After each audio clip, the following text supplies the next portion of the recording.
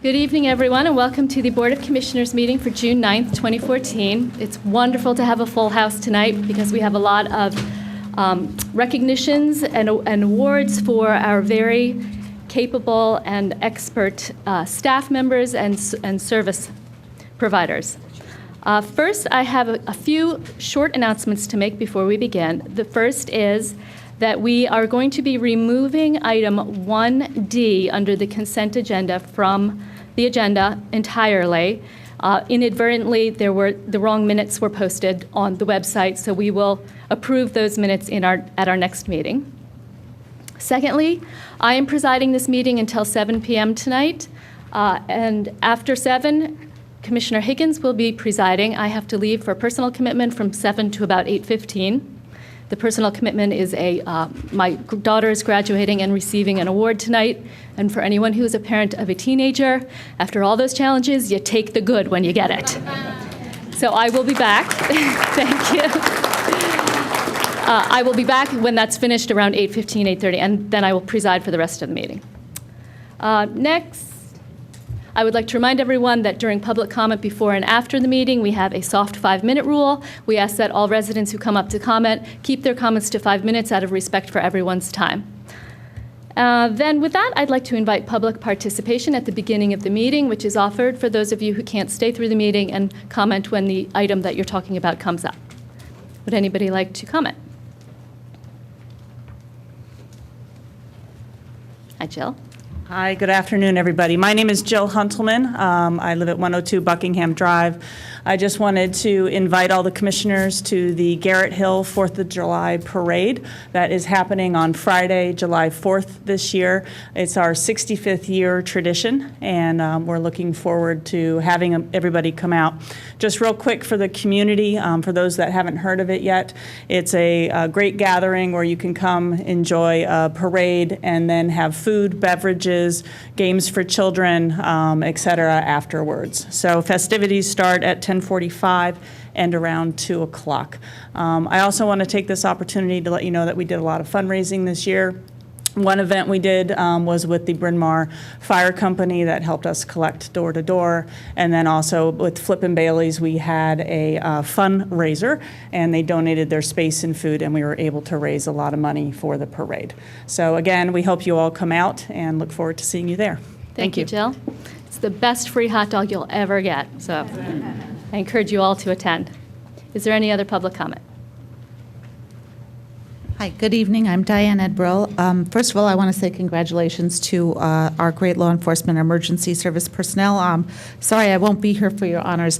I'm here on behalf of the Delaware Riverkeeper Network, of which I'm a member of the advisory board, and I was asked this evening to make a comment on behalf of Maya Van Rossum, who was unable to make it today. So this is addressed to the Radnor Township Commissioners. I have copies for all of you, and I will read Maya's remarks verbatim. Interim fix to stormwater ordinance. I was disappointed to learn that rather than seek to quickly advance a fix to the loophole that exists in Radnor's stormwater ordinance for redevelopment projects, that the Board of Commissioners has instead taken steps that slow the process down, and that rather than strengthen the recommendation of staff to fix the loophole or simply adopt their relatively strong recommendation as it was submitted, that you instead recommended a weakening of what was recommended. So in fact, the only recommended changes at this point are to include language in the purpose statement of the ordinance, a part of the ordinance that does not result in any kind of mandate, to encourage the use of green infrastructure, lower impact development design practices to promote infiltration, evapotranspiration, and reuse of stormwater.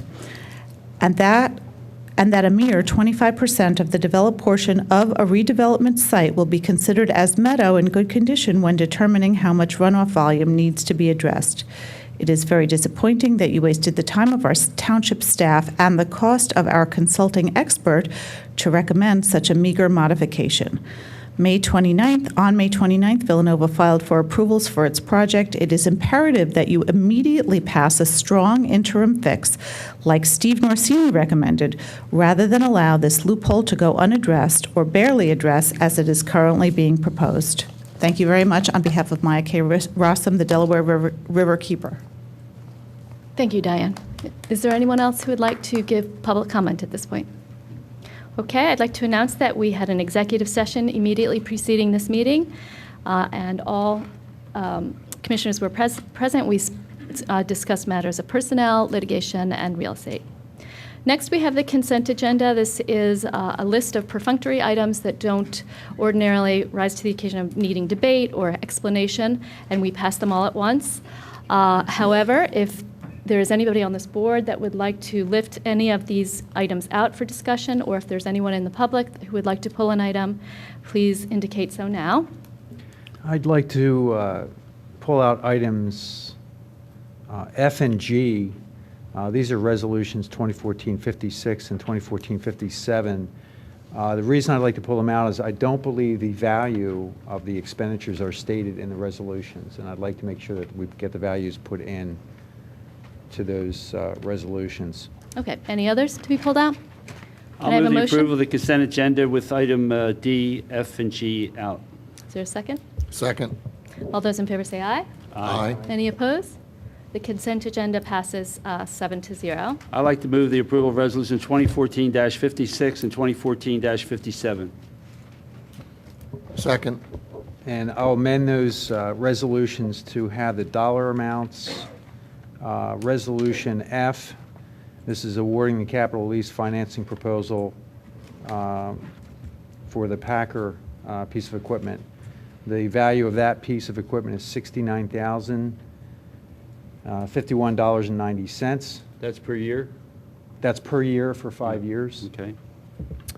And then Resolution 2014-57, this is also a lease, and this is for the dump truck, and that is $69,084.80 per year for 5 years. Okay, is there a second to that amendment? Second? Is there any other board discussion? Any staff discussion? Any public comment? All right, I'll call the vote for approving both of those resolutions as amended by Commissioner Fisher. All those in favor say aye. Aye. Any opposed? Passes 7-0. All right, next we have the good stuff. First, we're going to start with some recognitions and awards from our Parks and Recreation Department. I'm going to call up Director Tammy Cohen, who's going to orchestrate these recognitions. Good evening, everyone. Thank you, Commissioner Schaefer. On behalf of the Parks and Recreation Department, Recreation and Community Programming Department, I want to take an opportunity tonight to recognize a business by the name of Sela Heating and Air Conditioning, and I'm going to ask Mr. David Shea, who's the vice president of that company, to step up here. Mr. Shea, and on behalf of Sela Heating and Air Conditioning Company, I want to thank you for your ongoing support and commitment that you've made to the Recreation Department. One of the things we've been fortunate enough to do over the last few years is work with a great company like Sela. They've made many monetary and in-kind contributions to the delivery of a lot of our community events, such as the Radnor Summer Concert Series and the recreational program, the Radnor Youth Basketball Program. They've also made a 3-year commitment to us in the amount of $8,000 a year to continue that working relationship, and I want to thank you here tonight. You're very welcome. Thank you.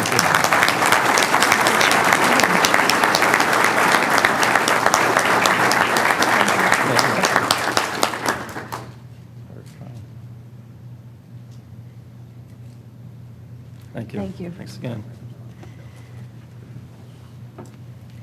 Also tonight, I want to take an opportunity to recognize a local young man by the name of Kevin McGovern. He has assisted us in the development of the Radnor Skate Park traditional event that we've done in the last 2 years, which has actually helped boost a lot of local exposure for the park.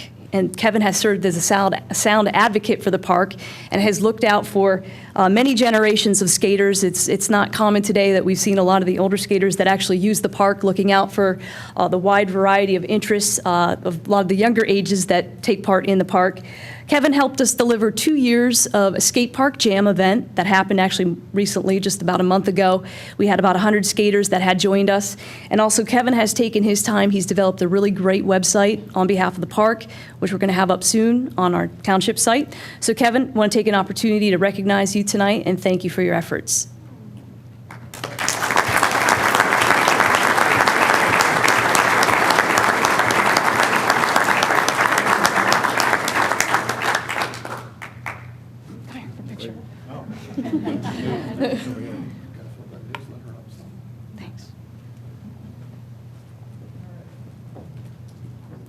Thank you, Tammy. Next, we're going to call up Superintendent Calarula, and we have quite a few recognitions from our Public Safety Division, and we have a special, our police color guard is here tonight.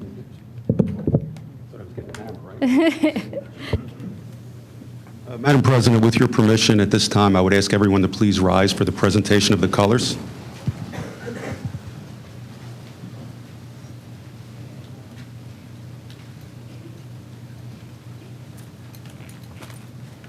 Thank you. Please be seated. And ladies and gentlemen, we're going to start out. I'm going to turn the microphone over to Lieutenant Flanagan. I'm here with my two lieutenants. They're the commanders of operations and special operations. And let me just say this, be prepared.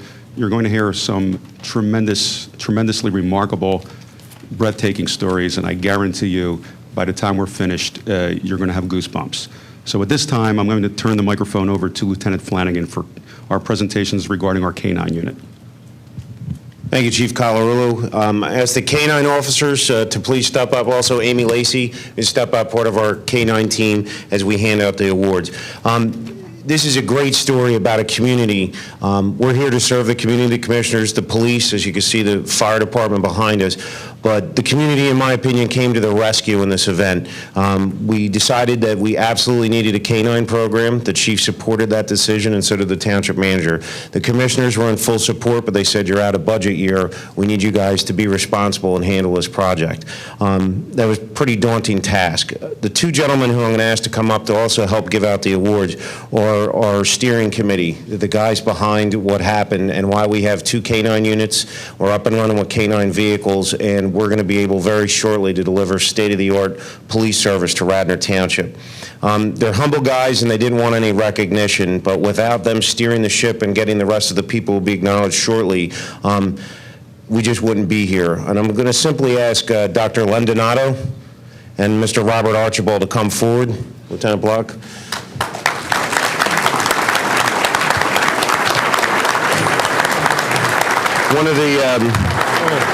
One of the most important things that police officers wear is their badge and their patch.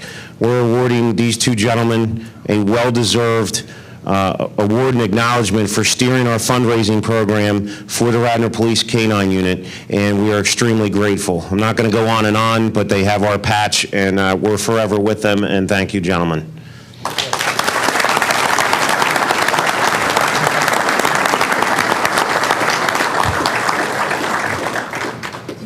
Now, we have some big officers, some big firemen behind us, but these two gentlemen here really helped strong-arm some people to help them team up. And we want to acknowledge those people that really stepped up in the community and what makes Radnor just a Class A township. As I read off your name, I'd like you to come up if you possibly could. Brian and Debbie Lurie, Jean and Angela Mitchell, Nora Liu, Vist Bank, John Braxton, Braxton Animal Works, Chase Ressler and family, Mr. Michael Smythe and Land Rover The Main Line, the Hartford Dog Park Association, the Wentz family, and also Ernie Deeb.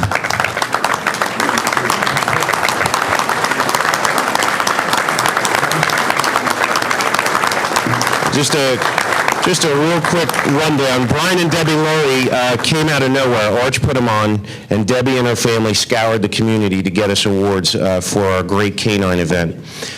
Gene Mitchell walked in with his family one day and said, hey, we'd like to donate, we love animals. I said, oh, that's great. He goes, well, the other thing we could do is let you use our restaurant and host the event that Arch and Dr. Donato already had the Lurie scouring the town for. So not only did they donate their restaurant, their staff, but they also helped bid on a couple items and get us through. Nora Liu was working the back streets, getting everybody she knew working the polls. Nora Liu is truly a community member that we're proud to have and a good friend of Radnor Police. This bank, without hesitation, stepped up and got us up and running immediately, so everything was organized and set for the financial part of it. John Braxton, Braxton Animal Works, not only do they present us with a check, they help show off the canines, and they currently get us all of our needed equipment very quickly for the canine team. Michael Smythe in the Land Rover of the main line, pretty big participation. He held his own event, which acknowledged our officers, the K-9 unit, and helped us get a state-of-the-art vehicle up and running, which we would not be able to do or be on the street without Michael, his team. I'd like to mention Tack and Brent from his facility who helped us incredibly. The Hartford Dog Park Association, they stepped up not only with the donation and getting the word out about our events, but they also helped participate with the first dog licensing and microchip clinic that we had in the township, and it was a great partnership. The Wentz family, they just stepped up. They heard they had a need for canines, and they came all the way through. Ernie Deeb, all the way from Easton, Pennsylvania, called and said, I'd like to help donate with the men's club. I won't tell you what, but it was a lot. And I said, the cop in me said, Ernie, I got to get your name and date of birth because we got to run you. And they came through in a big way. Ernie came all the way down from Easton to help support it, and we're forever grateful. So thank you all very, very much.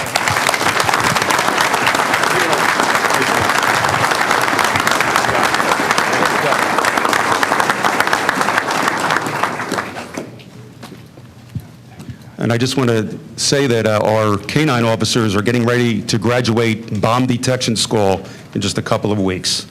Mrs. Liu, where are you? Mrs. Liu?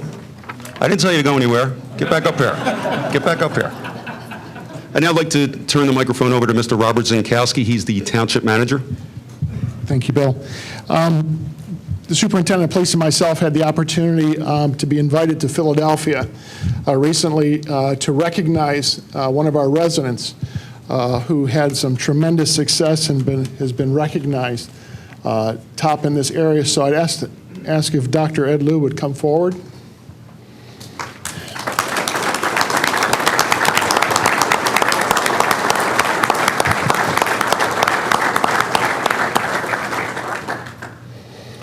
We have a plaque here to recognize Dr. Liu for your achievements. The plaque reads, in recognition of your outstanding accomplishments as an honoree at the Asian American Heritage Celebration, as a recipient of the 2014 Philadelphia Top Doctors and Dentists Award for your achievements in dentistry. We thank you for being an outstanding Radnor Township resident, as well as impacting our community through advocacy and leadership in the medical field. Congratulations, it's a tremendous honor. Thank you.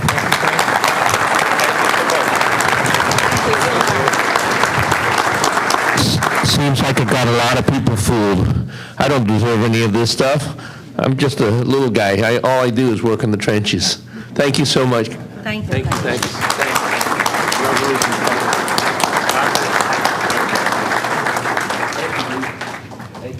He's the most humble man you'll ever meet, and he's just magnificent. He's a wonderful human being. He really is.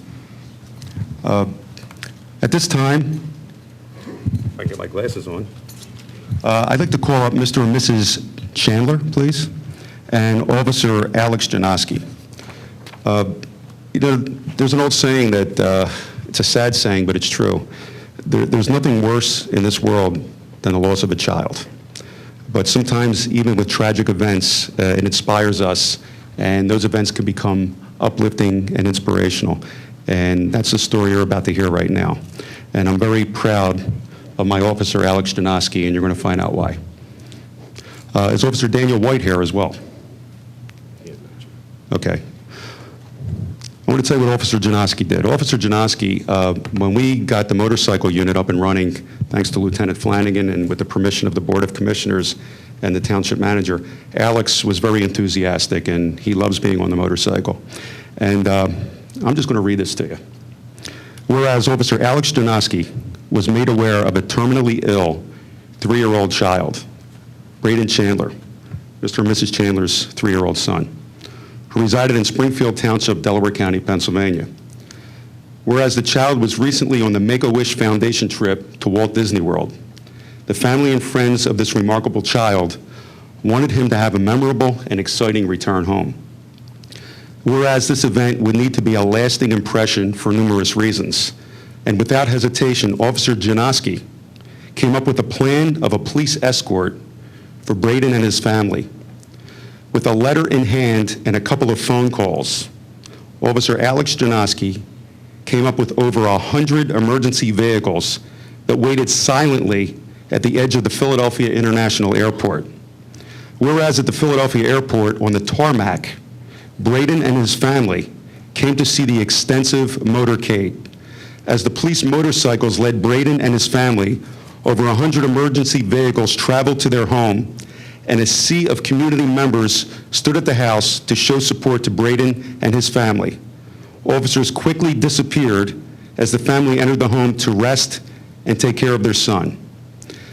Whereas Officer Janoski exemplified the mission of a police officer and the compassion he demonstrated and helped bring a family and a community together during the toughest times, I proudly award this letter of commendation to Officer Alex Janoski. Congratulations. Thank you.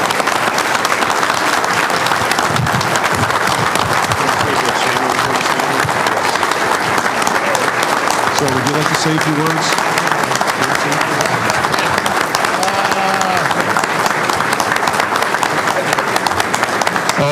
The channels would like to just say a few words right now. I really don't know what to say. You know, everything that all the officers did was, you know, phenomenal. And, you know, you made that little boy very happy, you know what I mean? And he brought a lot of love to a lot of people, you know, and you could see that, you know, every day, you know, even since he has passed. So, just want to thank you guys for everything you did, and I don't know if she has anything to say. Just thank you very much. We really appreciate it. So, yeah, all right. Thank you. God bless you. Thank you very much.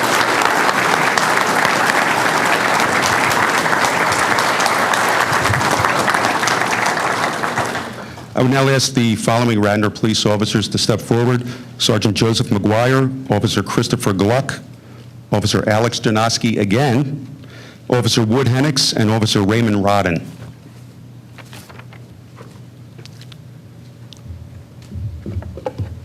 Could you give that to Dan White? That's for escort. Ladies and gentlemen, back on April 17, 2014, this platoon was working at the time. And what happened was we had a rash of fires that were being set at the Notre Dame, Academy of Notre Dame, at the 560 Sproul Road. And it was very destructive. Somebody was deliberately vandalizing the sports equipment and the field, and we couldn't figure out what was going on until one night when these officers were working, and they detected a fire. And it was good old-fashioned police work. They actually found a set of footprints because it rained earlier, and they followed the footprints to a home. And lo and behold, there was a light on in a bedroom window. And as soon as they knocked on the door, guess what happened? Yeah, the light went out, right? So it's kind of a clue that you probably have the right house. And these officers together found a ton of evidence, identified a suspect. Through Sergeant McGuire's leadership, who is the senior officer in Radnor Township and a former detective, he set up the interviews. The individual who was a juvenile came in with his parents, and he admitted to committing a rash of arsons and vandalisms, and as a result, cleared multiple crimes that happened at the Notre Dame Academy. And since then, any act of vandalism has ceased. So I am proud to recognize these officers with a commendation of merit. Nice job. Nice job. Could you help me get on that?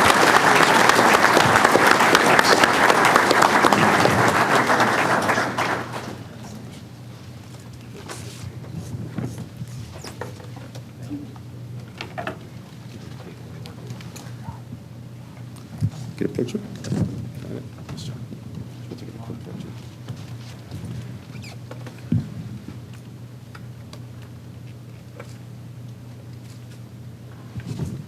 Thank you.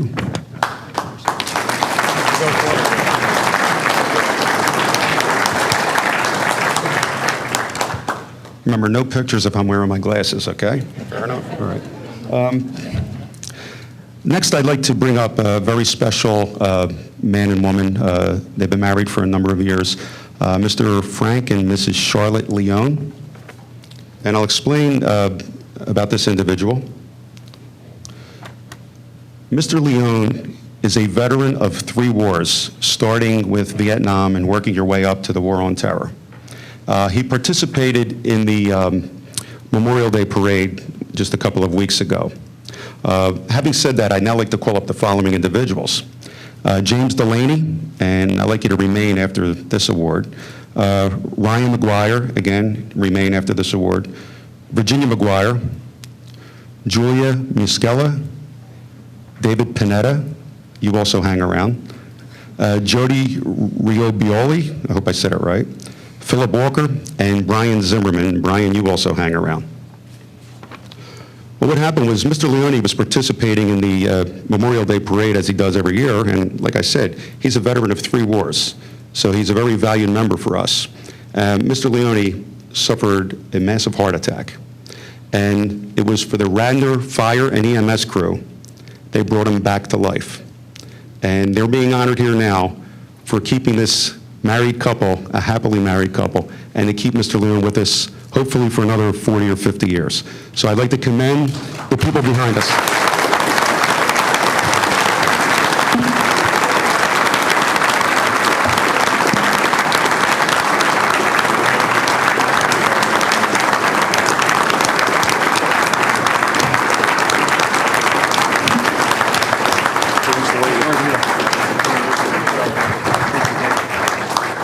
And I'd also like to acknowledge all their brother and sister firefighters that came in support of their brother and sister first responders that are in the back of the room. So, picture.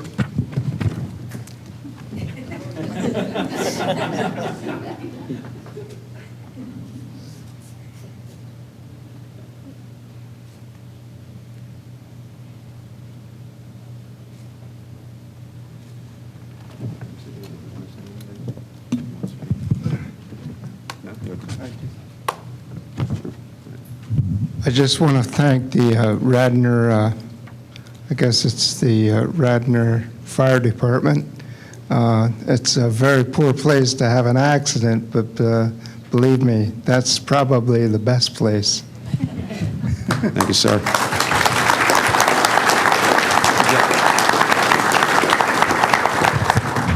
Okay, those names I told to hang around, make sure you stay up here.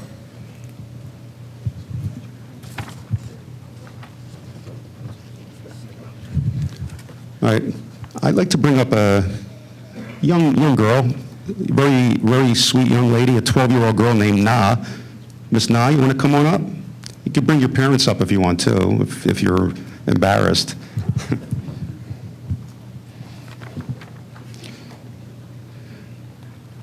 Similar to the other incident, back on May 26th at La Maison, Na was swimming with her friends in the swimming pool.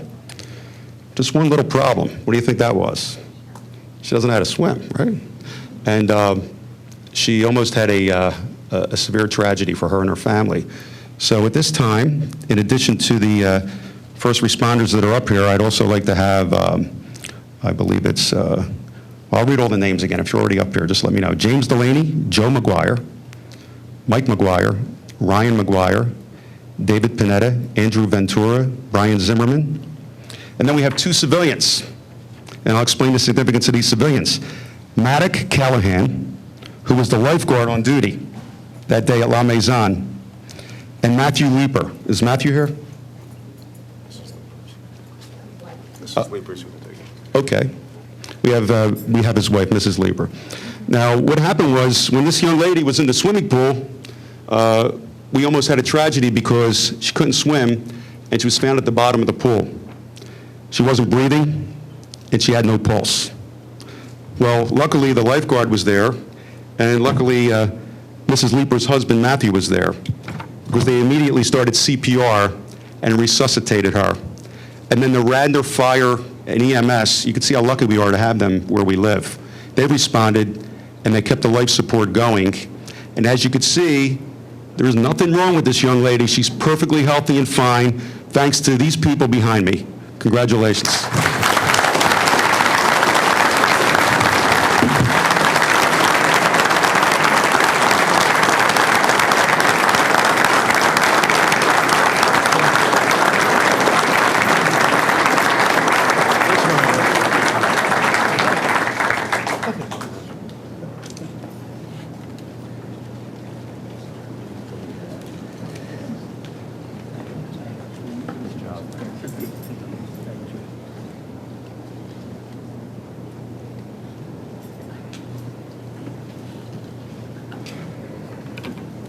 Just one more after this, I promise. Get this picture?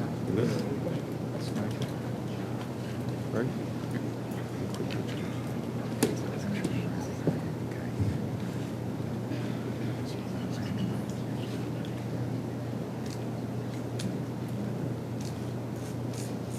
Great. Okay, everyone. Thank you.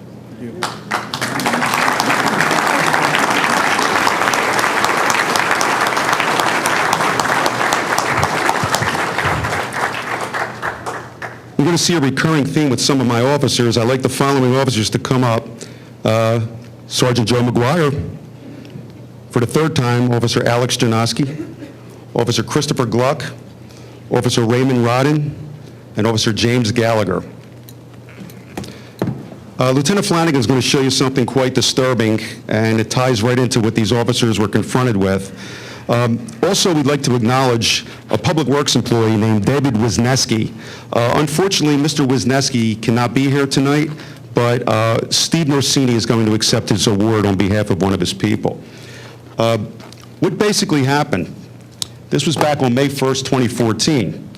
Dave Wisniewski, the public works employee, was doing his rounds picking up trash in Radnor until he saw an individual walking down the street swinging around a couple of things. And this is what he was swinging around. Machetes. These are the actual machetes that the individual, the defendant, was holding. That's why Lieutenant Flanagan is wearing gloves, because this is evidence. This is actually what the individual was carrying. Mr. Wisniewski notified his supervisor, who in turn called the police. So you could see that we have a lot of eyes and ears out there, community residents and our coworkers in Radnor Township. So when the police were notified, they were able to track the suspect to his home. The door was open. The individual was in a crouched position with the machetes by his side. My officers repeatedly told this individual to drop the machetes, which he refused. Normally, deadly force would have been justified. It gets a little worse than that. Not only did he not drop the machetes, he got up in an aggressive stance. Then he lunged at my officers. Again, they used tremendous restraint, and instead of using deadly force, they used less than lethal force, and they were able to overpower this individual. And just one more thing. The individual was under the influence of LSD. They were able to apprehend this individual safely, got him the treatment he needed until he goes to trial. And because of this tremendous work by Sergeant McGuire and his platoon, I am proud to honor them with the Commendation of Merit.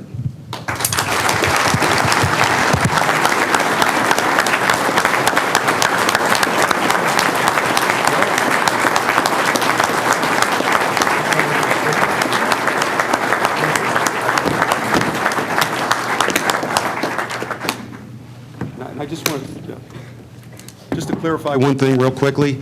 There's an erroneous article in the Philadelphia Inquirer saying that we were giving our officers machetes tonight.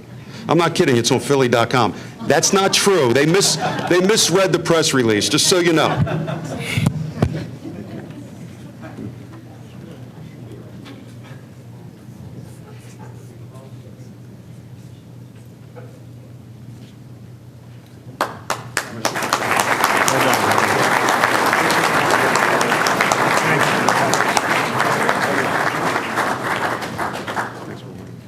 And ladies and gentlemen, at this time, please rise and, so the colors can be retired.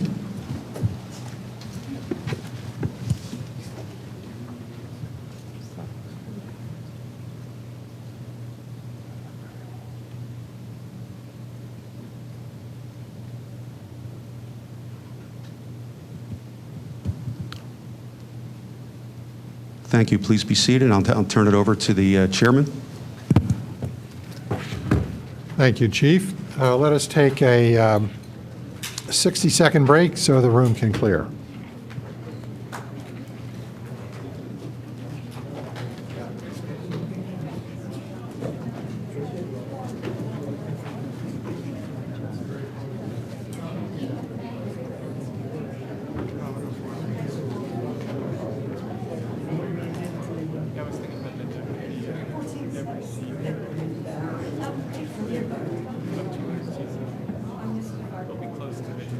It'll just be a repeat of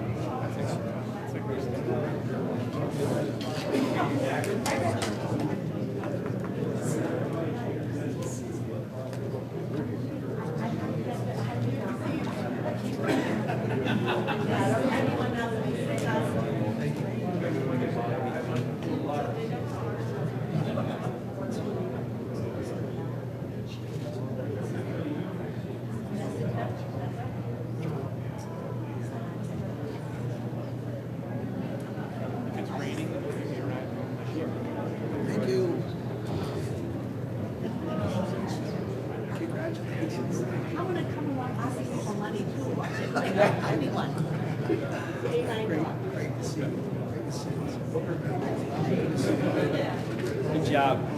We need money for the K-9 dog continuously, so beware. I might pay a visit to your place. Take out a tooth. Thank you.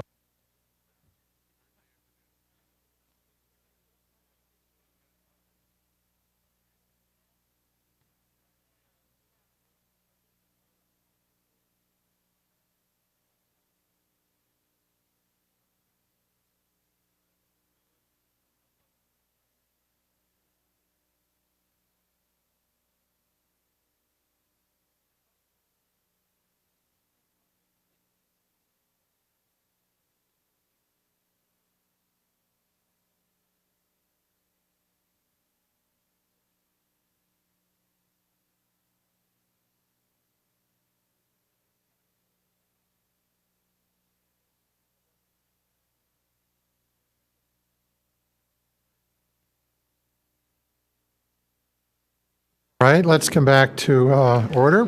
I will just say that it's really exhilarating to see that many people that have done wonderful things to preserve life and property, and they're right here in our township. I have no experience comparable to anything that I heard and saw tonight, except my wife and I have twin boys, and when they were 2 years old, they locked themselves in the bathroom. And the only way they could get out was for the Radnor Fire Company to come with a ladder and take them out. But I'm very pleased to have such a wonderful array of awards being given, and to people that deserve it without any question. All right, the next business item on the agenda, it's that time of year for us to look at our financial picture. And we have with us tonight two certified public accountants from the accounting firm of Clifton Larson Allen, Nancy Gunza and David Sekarak. And I would like them to come forward. And we also have with us several representatives of the Citizens Advisory Committee on Finance and Audit, CARFAX. Carl Bopp is here. Who is here with you tonight? Ed, okay. That's the chair of the audit committee. And Ed is our chair of the audit committee. Oh, there's Carl back there. Ed is chair of the Township Board of Commissioners Audit Committee. So Nancy, you're on. Thank you. I'm here to give a report of the audit summary that we conducted for the 2013 year-end financial statements. We were engaged to audit the financial statements of the township. We performed our audit work, and the audited financial statements are in final draft form. After the Commissioner's approval this evening, they will be issued in final form. We have also anticipate that we'll be issuing a clean opinion or an unmodified opinion, which is the best type of opinion that can be issued by an auditor. And that means that the financial statements that management prepared are presented in all material respects and present the picture, the true picture of the township's finances. We conducted exit meetings with both the audit subcommittee and with the CARFAC committee. We also had an executive session with the commissioners this evening. So the financial statements and the results have been fully reviewed by all those that needed to. We also issued a management letter where we had some key points. There were no material weaknesses in internal control. This is a great improvement for the township from past practice. We had a few other best practice type comments about some capital asset tracking and treatment of stale checks, which the township management is addressing, as well as a report on IT that we issued. As auditors, it is our responsibility to audit the financial statements. It's management's responsibility to prepare them. In the audit process, we had no disagreements with management, no unrecorded audit adjustments, and no other audit matters of significance that we need to report. As I mentioned before, the final approval, our auditor's opinion date will be dated today, assuming that these statements are approved, and they will be submitted once again this year for the Government Finance Officers Association Certificate of Achievement, which is due to be submitted by June 30th. We're thankful that you had us here this evening, and I'd be happy to answer any questions that you might have about the audit process. Anybody have a comment or question? John? Well, I just want to thank you for doing the audit. This is, I'll say milestone, because up until this year, the township for many years had many items outstanding during audits, and through the leadership of Bob Zinkowski and Bill White, working with the auditors over the last couple years, they've managed to address every significant outstanding item, and I appreciate that. I want to thank all of you, and I tell you, I'll just say that I remember 5 years ago where I didn't have this confidence that I have now, and I appreciate it, so thank you. Thank you. Another thing I'd like to add, and this was brought up when Bill did his presentation about the finances, what we've achieved now with transparency, with the fact that the auditors meet with the board without any of the management staff, and then they work with CARFAC, again, no management staff, and then they work with the management staff. So we have high assurance that if there were any irregularities, they would have been identified. Thank you. Thank you. Is there anything you want to address looking down the road? I know that we have some new standards that, as a municipality, we are going to be faced with, and all municipalities in the United States are going to be faced with this, and it has to do with unfunded liabilities. Absolutely. There is a disclosure in this year's financial statements, as is required by the accounting standards, that you disclose standards that you know are coming down the road that will have to be adopted in future years. The largest one that's coming down the road is what you're referring to, is a new standard that will be adopted in 2015, related to recognition of a pension liability on the township's books. Right now, the pension liability is only based on what is required to be paid into the system based on an actuarial calculation. Going forward, it's going to be based on the total liability as it's earned by the employees. That is a very large number, and it's going to be a large number for every municipal entity who has not been fully funding their pension plans, as most have not been. So the township will not be alone in having this issue, but it will end up with a very, very large liability number and probably end up in a deficit equity position for the township when the standard is adopted in 2 years. So it's something that I think all municipal governments are dealing with at the moment, or should be preparing for and looking at.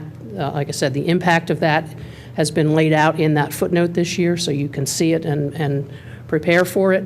But it is something that is coming down the road. Will that be effective January 1st, 2016? 2015. 15, January 1st. Yeah. And so we have some time to prepare for it, but I dare say we're not going to be able to come up with assets matching the liability that's got to be shown. Am I right? Most likely will be a difficult thing to do. And we won't be alone in that regard. Not at all. Not at all.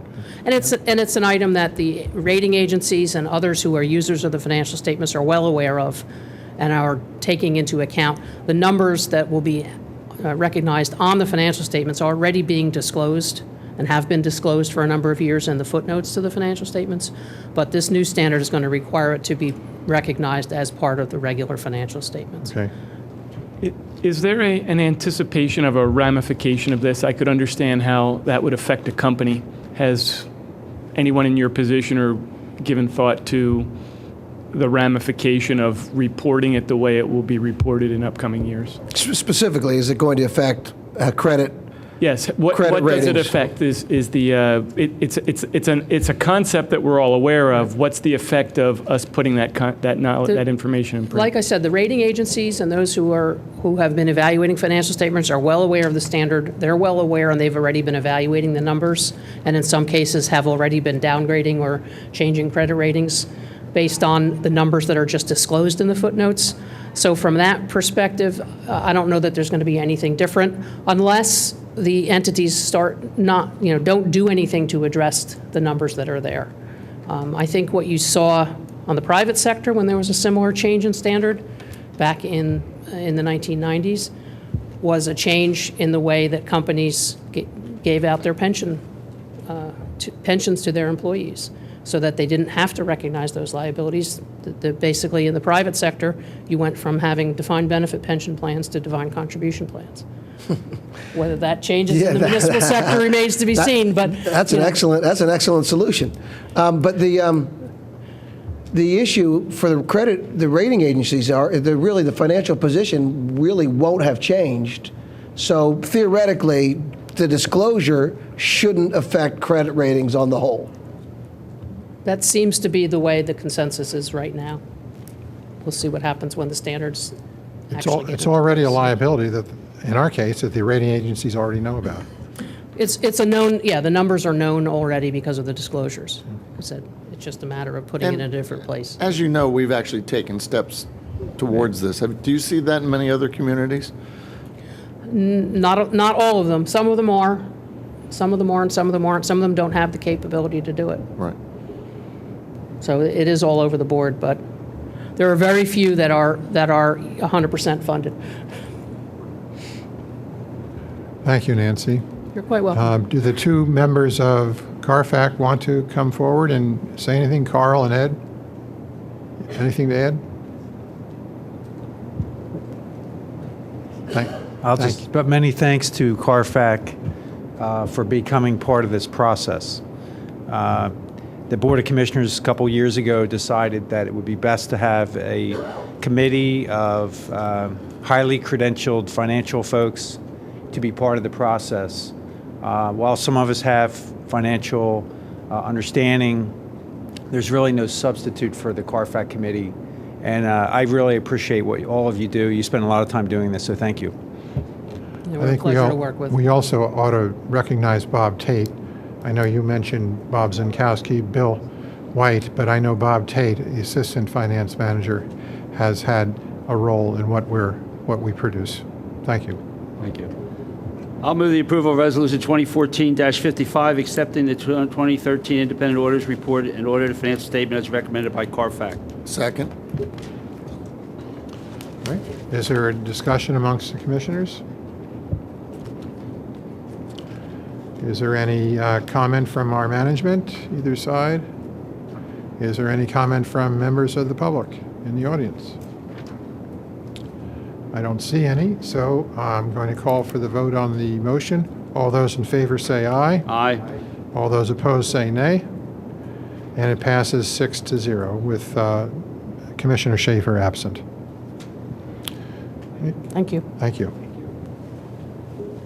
The next item is Greenways and Open Space Draft Plan, confirmation of the presentation, and a caucus meeting following that for the Wayne Elementary and Ithan Elementary School projects. And that will be at a upcoming June 23rd board meeting of the Board of Commissioners, a special board meeting. So do we have anybody, is Cheryl Tamola with us tonight? Do we have anybody from the Greenways and Open? The purpose of this is just to set the meeting, though, correct? That's correct. And also, there is a draft plan that we will get out onto the website tomorrow, so anybody could be able to review that too. And I understand you would need a motion for this because we had already Correct. canceled this meeting. That's correct. So I'll make that motion then. Second. And that motion is to have set the June 23rd special meeting for the purpose of consideration of the Greenways and Open Space Draft Plan, and to have a caucus meeting for the Wayne Elementary and Ithan Elementary School projects. Yes. Is there any discussion amongst the commissioners, management, or the public? Nothing can be, if you had an emergency, something, you can't add anything to the agenda, this is set. These are just the two items. That'll be it? You can't. That's correct. All right. This is 23rd. 23rd is Monday. All right, Rich? What time is the meeting going to be? I think 6:30. 6:30, regular time. Would we consider making it 7? Special meeting? I don't have any We objection. can, that's fine. Is If that the board would okay? like it at 7. Everybody else? We just have to make sure we get the notice, so My 7 preference o'clock would be fine. 6:30. I mean, we made that decision, I understand everybody has but we made that decision last year to move it to 6:30 in recognition of the difficulty we were having with timing. So in the But- absence of a reason to change, I would Well, like to in stick this with the- case, in deference to our colleague who has trouble getting from downtown out here, I know, and since we only have 2 items on the agenda, don't you think 7 o'clock Okay, would be that sounds fair. okay to do? All right, any further discussion? And so we'll amend the motion to, everything is the same, except the starting time for the meeting on the 23rd will be 7 PM. Okay, all those in favor, say aye. Aye. Aye. All those, no. And it passes 6-0 with Commissioner Schaefer absent. Let's go to committee reports, and the first one up is the library. Commissioner Booker. Well, I will turn this over. We do have a presentation from the director. Kathy of the- Mulroy. So, turn this over.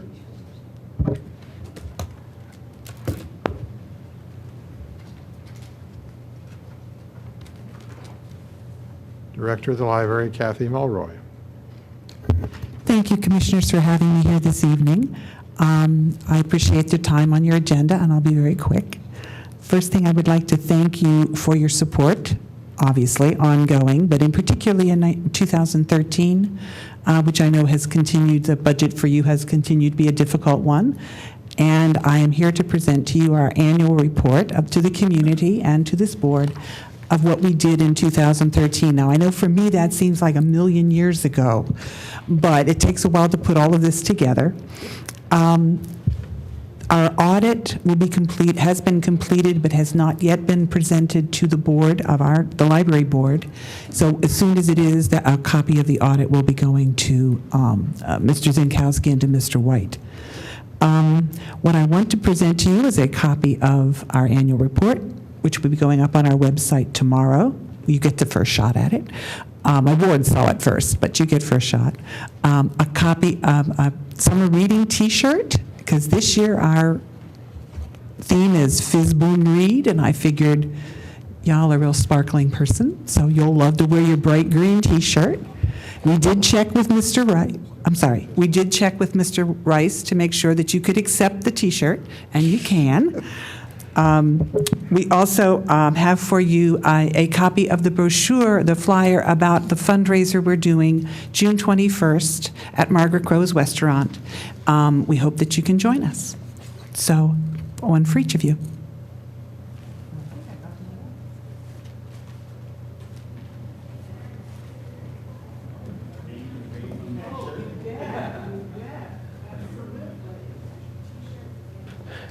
And I had announced this, but there is this fundraiser Saturday, June 21st. Hopefully it's not filled up, but should be a great dinner fundraiser for the library. This is the flyer that's going out on this.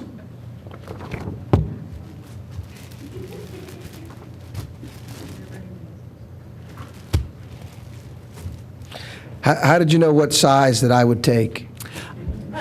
Let me say that I got the same size for everyone except for Elaine and Mr. Zinkowski. How embarrassing. But I think they're really bright colored this year. They're really kind of cool. So I hope you have an opportunity to wear them, wash the car, and then cut the grass, whatever. But they're really, really kind of cool. Mr. Higgins asked me if I wanted to say briefly a few words about the fundraising. As we were in front of you previously, we have formed a steering committee on the library board. We are in the process of approaching individuals to serve on a fundraising committee. We have set a fundraising goal. The fundraising goal for the expansion and renovation of the library from the money we are hoping to raise is $1 million. We had our friends party yesterday afternoon. We had drawings up. It's always wonderful to have people stand in front of it and go, it's time. It's time. So we're hoping to get that level of support from the community. We're going to be probably launching a true campaign in the fall. But obviously, again, anybody who would like to start or make a pledge, my phone number is, and I'll be glad to take your name. You can always contact me at the library. But we know we have a lot to do. Mr. Norsini and I and Melissa Kahn will be meeting this week to talk further about the Keystone Grant that we're jointly going to apply for, $500,000, which would be joined to that $1 million. So it's important, and I know you have a resolution coming up that you are going to express your official support for our efforts in this area. So we truly appreciate that support, because we know one of the questions people are going to ask us is, because we're a tenant in the building, where do the commissioners stand on this? And you're all taking a public position like this would be very, very helpful for us. So we do appreciate your taking the time and doing this for us. Do you have any other questions? Can you give us an idea of what the library will look like after you've raised $1 million, you've got the engineering, you've got bids out, you've got the lowest responsible and responsive bidder in hand, and you have construction and equipment and everything is installed and finished? What's it going to look like? It's going to be gorgeous. What it's going to be is we're going to move closer to West Wayne Avenue. Our front is going to be on West Wayne Avenue, not tucked around off the parking lot. We'll have lots of windows to West Wayne Avenue, so when we're open at night, it'll be obvious we're open at night. We're going to, you're going to come in right at West Wayne Avenue. Again, the stairway will not be halfway down the building. You'll come in, there'll be a new circulation desk. We're going to try to maintain as much of the interior to save money as we can. But one thing for those of you who stop by just to use the restrooms, we'll be redoing the bathrooms. They are still the original 1979 bathrooms, so they need a little work. We're going to add a family bathroom, which we think is really important, because that means daddy can go in with the daughters and mommy can go in with the boys, or a parent or caregiver can go into a restroom with multiple children and not have them running around. They can kind of lock them in a small room with them. That's really important, and it will also be ADA compliant. That way we don't really have to rejigger our other restrooms if we have that bathroom to meet ADA requirements. So that's important. If we raise all of the money, we'll be adding over the parking lot. We won't lose any parking spaces. We promise the community we will not lose a parking space. But it will go out over the parking lot and have additional space, quiet study spaces, tiny, small meeting rooms for people who want to get together with one or two other people. There's really no place to do that in Radnor Township, that you can have a little bit of privacy. So it's still a thing in work, but the idea is we're going to be much more visible, much more welcoming, and much more apparent as you go down West Wayne Avenue than we are now. Plus, we're going to obviously replace the HVAC system. We're going to replace 1979 generation windows, all of which are terribly inefficient. And we're going to try not to add impermeable surfaces. Basically, everywhere we're putting something, there's already an impermeable surface. So we're not changing that footprint in such a way that we're going to change the water issues in the area. So that's what I can remember off the top of my head. Okay? Good, thank you. And if you didn't get your newsletter, the library sends out a newsletter. On the front page, there's a rendering of the front of the library. Okay. Right, and also, if you recall, they did have a presentation. There was basically there's small, medium, and large, and still finalizing those plans, but there were several different renderings that we did review several weeks ago, eight weeks or so. Yes. Okay. And if you come to Margaret Quo's and come to the fundraiser, we're going to have the large renderings at the restaurant so people have a chance to see what we're going to be doing. Good. Okay? Thank you very much. Thank you, Kathy. Thank you. Rich, there's a motion, and a prepared motion. Do you want to move it forward? I would move Resolution 2014-58, expressing support of planning and fundraising efforts for the expansion and renovation of the current library building Second. for Radnor Township. It's been moved and seconded. Is there discussion? Does anybody on the management side have anything? Anybody in the audience have anything? All right, then I'll call the vote. All those in favor say aye. Aye. Those opposed say nay. The motion passes 6-0 with Commissioner Schaefer absent.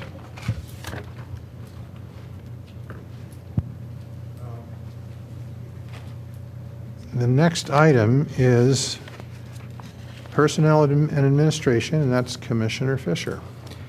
Okay, we have a presentation of the first draft regarding the township proposed ward redistricting map. And I don't know if there's our consultant here. No, I'm doing it. Oh, John's doing it. John, Commissioner Nagel will be presenting that. Bill, can you bring that up? There was a subcommittee of the Board of Commissioners. It was myself, Bill Spengler, and Don Curley, and we worked with our consultant. And as you can see, Charter Section 2.03A states that we must form the wards to be about equal in population, be formed compact contiguous territory, follow existing governmental, natural geographic, and man-made barriers, boundary lines running down the middle of streets. Using those guidelines, we produced well, first let me put up the next slide is the current ward boundaries. The direction we gave to the consultant was just go ahead and follow the rules, come back with a map. So we got an initial map. It's the next slide. Oh no, this is from Delaware County, but it's actually just a repeat of the state line. You go in with the legislative boundaries. So for example, we can't move somebody out of one of the House districts. They must remain. Same with the state Senate districts, same with congressional districts. We have no effect on them. So we came in here and this is the way the map looked. And it looks nice, it's contiguous, nice pattern. The only problem with this one was it really gave no recognition to our current ward boundaries. It also did not include any acknowledgement of neighborhoods or those kind of things. And lastly, 3 commissioners would end up not being in their wards under this design. Now, that's not really a problem in that the charter makes allowance for that, and basically that commissioner would serve to the end of their term. Next slide, please. So we looked at some other goals, and I would note that many of these goals are mutually exclusive. One particularly troublesome goal that really drove the process to a great extent was census tracts. This is a federally defined areas, and they must be followed. They're inviolate. These definitely need updating, and before the next time we redistrict, we really should work with the federal government to try to redefine these. Also, in that time period, we're going to have more development. Our Drawson estate will be developed, and there has been some additional development done. So it's important that we do that. Also, there's some extremely large census tracts with many thousands of people, and there's some that have 40 people. Well, that really made it very difficult as we were trying to put this thing together. Again, State House districts should be followed to the maximum extent practical. That doesn't mean you can't have more than one district covering part of your ward. It's just not ideal. We've had that. We have it currently in 6. It was the old ward that Brian Lentz had, and now, were there like 12 people or 20 people, Bill, in that one? It was taken from the 3rd ward and given to the 6th back in 1993 when we redistricted. And it was very few, but anyway, it means you end up with more than one voting machine, and it's problematic at the voting place. We were trying to even out the population. Our rule says the population should be about equal. And we looked at neighborhoods so that we weren't cutting through neighborhoods, again, to the maximum extent we could. Another big thing was to look at the dormitories. Because of all the colleges we have in the dormitories, we tried to distribute the dormitories across the several wards. So next slide, please. This option 5C was the favorite of myself and Bill. Don was not in agreement, and he'll speak to that. Again, some of the things we tried to accomplish, my ward needed to pick up quite a few voters. In order to accomplish that goal, I tried to beef up 5-1 because it's a very small precinct. The problem I got into is to really move any further into 7, because that's Greg Vitale. I would have had to move into Garrett Hill. I chose not to do that because I didn't want to interrupt that neighborhood. Instead, we came down and picked up the area that's where the Ithan school is, that whole block down there. Likewise, and that means I took from 4 had to push over. The original drawing 1-1 virtually disappeared. And we, again, we were trying to preserve some of the existing, so that didn't work. And that's about it. Now, the way we're going to move forward with this, at this point, we will put all this material on, and go to the next slide, I forgot I had another one. This just shows you the populations under this and the distribution, and the min to the max, there's only a 6% difference. So we did a pretty good job at, trying to keep it tight. All this information will be put up on the web for everybody to have plenty of time to peruse. We also, and then have the summer to think it over, and in September we'll begin our hearings on this. So it gives the commissioners and the public plenty of time to look into this and see what they think. John, I just, of course, I don't know if it's worth saying it now or waiting for the hearings, but I noticed the 7th Ward is at the bottom end of that distribution, so Yep. at the lowest population. If you could go back one slide, the only thing I would recommend is possibly picking up Roberts Road west, that small little neighborhood there. It's that's something for September, but recognize that's a different State House representative. And I don't know those boundaries. Yeah. So, but I think it's. Let's point out that the 7th Ward is geographically the smallest ward, and I think it's important that we're not the smallest ward in terms of population. No, all that can be worked on, John. Yeah, but thank you for your work. I don't have any specific ideas other than trying to normalize those issues. But, John, maybe you and I could talk about what's helpful absolutely down there. And in the fall, when we get back into it, we'll bring the consultant into the meetings. Right, thank you. So Don, did you want an opportunity? Sure. My request at this point is that we include with what we post option 4, because that to me is the best alternative. I think this has too much of a dramatic effect on 6 in particular. I mean, look at 6 is barely recognizable to what it was before. The option 4, to me, it was preferable. It just shifted 6 over and picked up some of the neighborhoods in the vicinity of Lancaster Avenue, much less dramatic. And then because it did not move down into 3, barely at all if it moved, it had less impact on 4 and then less impact on 5. I recognize that there were difficulties. There's no solution that's perfect, but all things considered, my opinion is the option that the consultant provided to us that she identified as option 4 is preferable to this option here. So at this point, I would just like to have that included with what we post on the website. I'd be happy to. Yeah, I agree with Don. That option 4 is, another option that we look at. And on this one, we should change the 3 I think you should move the 3 over to the right-hand side. The 3 indicates the yellow, and it's hard to tell what that 3 means at the bottom there, bottom left. So I think it should go across the drawing and be between the 2 and the 7.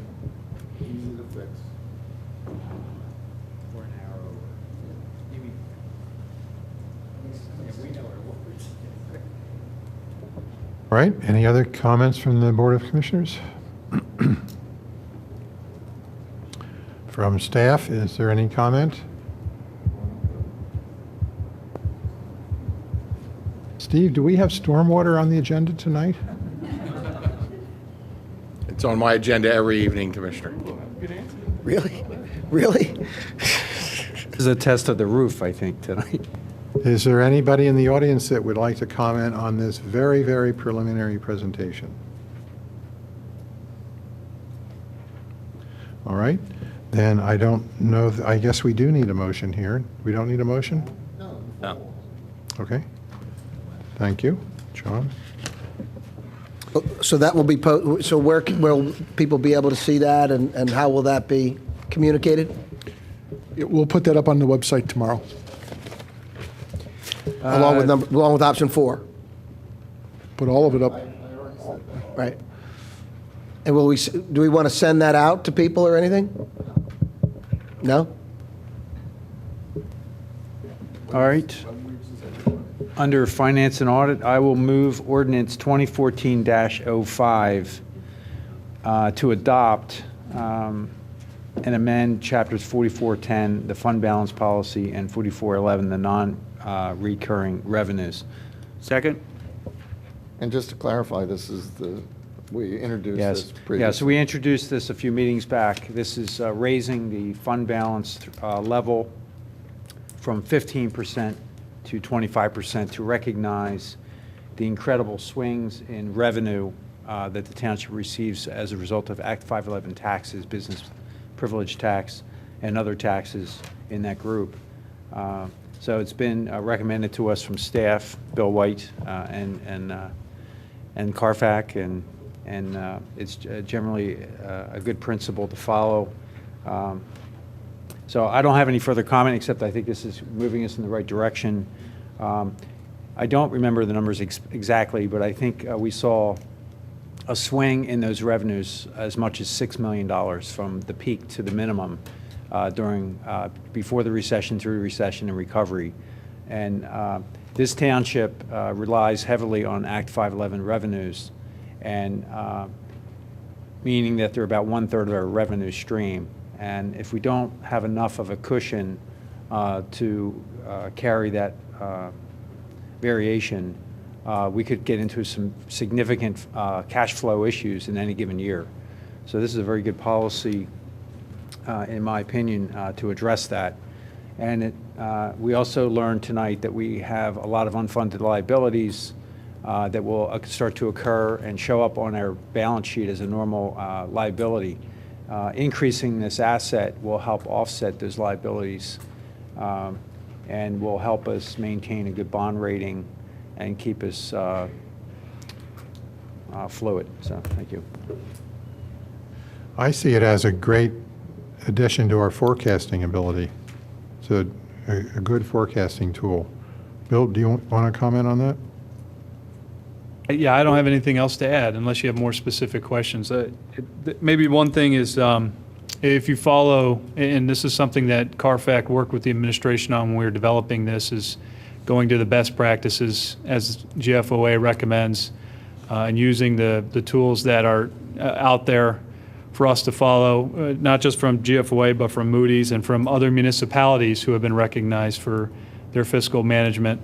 And this is following that same playbook. So it's definitely setting the township up, or setting the table to make sure that that we're doing everything we can now to mitigate fluctuations in the future.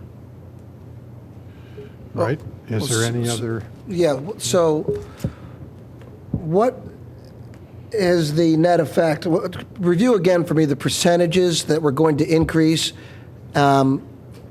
Basically, it's an increase in the fund balance, cash on hand, basically. And so how much is that actual cash, and what's the percentage that we're talking about increasing that? So the way the policy reads is we will maintain, the policy as it exists today establishes a 15% target level of general fund expenditures. So we meet that. If you look on the township's balance sheet, you'll see a designated line in our fund balance section that delineates that amount, which is roughly 3.7 million, as it'll appear on our 2013 financial statements. What this amendment will do is it'll require that to the extent the township has non-recurring revenues and that the Act 511 revenues represent greater than 30% of our total revenue, then an additional 10% of fund balance should be set aside. So it'd be an additional 10%, which could be another 2.9 million allocated from the general fund and set aside into a segregated account. And we talked a little bit about this at the last meeting, is the exact mechanism to do that. For now, that will be delineated on the township's balance sheet. It'll sit in the general fund, but it'll have a special line item. So it'll be specifically called out so it'll be transparent and known what that number is and why it's there. And then in the footnotes, it'll be explained what those dollars are for. Does that answer your question? And this relates, you said, only to non-recurring revenues, correct? So that would mean, how big a universe of non-recurring is, for example, our fluctuations in transfer tax revenue, is that non-recurring? Yeah, we had a pretty lengthy discussion in CARFAC on that very topic. And ultimately where we ended is that there are so many different examples out there that it's hard to define within legislation exactly what that might look like. So non-recurring revenues could be defined as a temporary spike due to 2013 is a good example. We had two very specific deposits that were one-time in nature. We had the $8 million from the settlement, and then we also had a single taxpayer who had a settlement of their own that resulted in one-time revenue for us as well. So those are probably a little bit easier defined as non-recurring. One of the other examples that we discussed was in the realty transfer tax. There was a particular transfer of ownership last year on a property that was, I forget the exact number, but it was, say, 20 million. So the transfer tax on that just rolls into the revenue. It rolls into the township revenue, but that component of it was non-recurring. So the exact definition could, basically the way we ended up rolling it through is that at the end of the year, if a particular revenue source has spikes or increases that can be delineated down to one or two transactions, that those should be treated as non-recurring, and therefore, if the revenue percentage of if the Act 511 revenue percentage exceeds the 30%, then we should be taking that 10% and setting it aside. And remember that's just one criteria of the policy. There's other options that the board has on allocating those funds to other priorities as you see fit.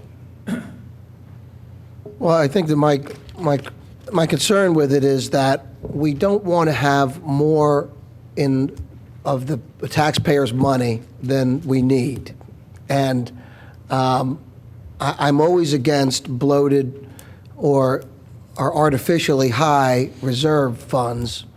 And while I understand the effort here to smooth out a revenue source that tends to fluctuate, I think that the greater concern is maintaining the smallest possible amount of reserves and therefore the smallest possible burden on the taxpayers.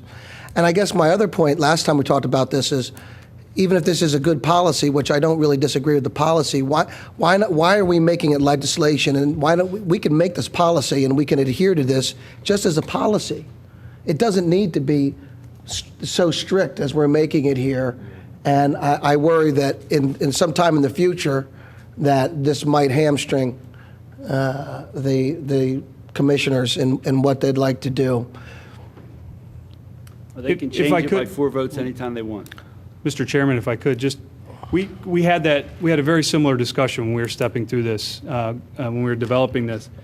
And I went into some explanation in the fiscal impact, but the idea being that right now, while revenues are good, it seems like now is the prudent time to make sure that those dollars are set aside for the day, when the day comes that those revenues back up on the township. And if that were to happen and we don't have the extra money set aside to cover operations, then the board is going to be put in a position where it has to decide whether it needs to raise taxes or cut services. And typically that happens when times are bad, which is the worst time to have to consider those types of tax increases. So at the end of the day, really where we landed was trying to capitalize from the good times to help mitigate tax increases from having to be contemplated when things are bad.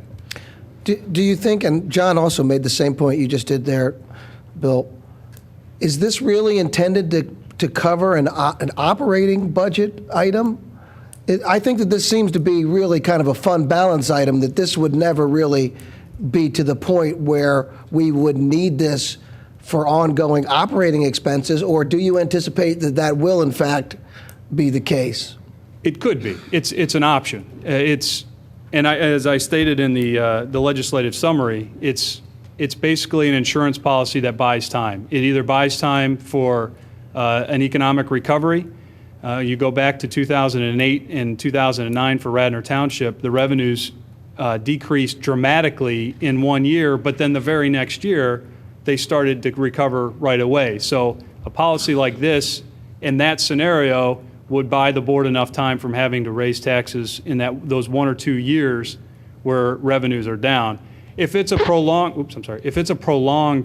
recession, or if there's a prolonged period where revenues are down, no, this is a stopgap, and it will not solve that type of problem. But Bill, it does buy time. Bill, I want to interject. Rich, these are very good points, and I think all of us agree that we don't want to take the taxpayers' money and hold it. But I have to remind everyone of what we had to do a few years ago. Up until 2008, the township on a routine basis would float a TRAN, so a tax revenue anticipation note. And they literally would borrow money short-term just to make payroll throughout the year because we didn't have enough cash on hand to pay the employees. And, so we're paying a high interest rate, very, very short-term loan every year, year over year. Since we did the fund balance policy, we now carry enough cash on hand to meet our liabilities, to remain liquid throughout the year and not risk having to borrow money. And can you imagine trying to borrow money when you've run out of money? The banks are not interested in lending money to you if you're not able to pay your bills as they are. So we don't want to get into a situation where we're borrowing money just to make our bills. We want to have enough cash on hand to span the gap between when the tax receivables come in, because they don't come in and out throughout the year in terms of real estate tax, they come in all at once.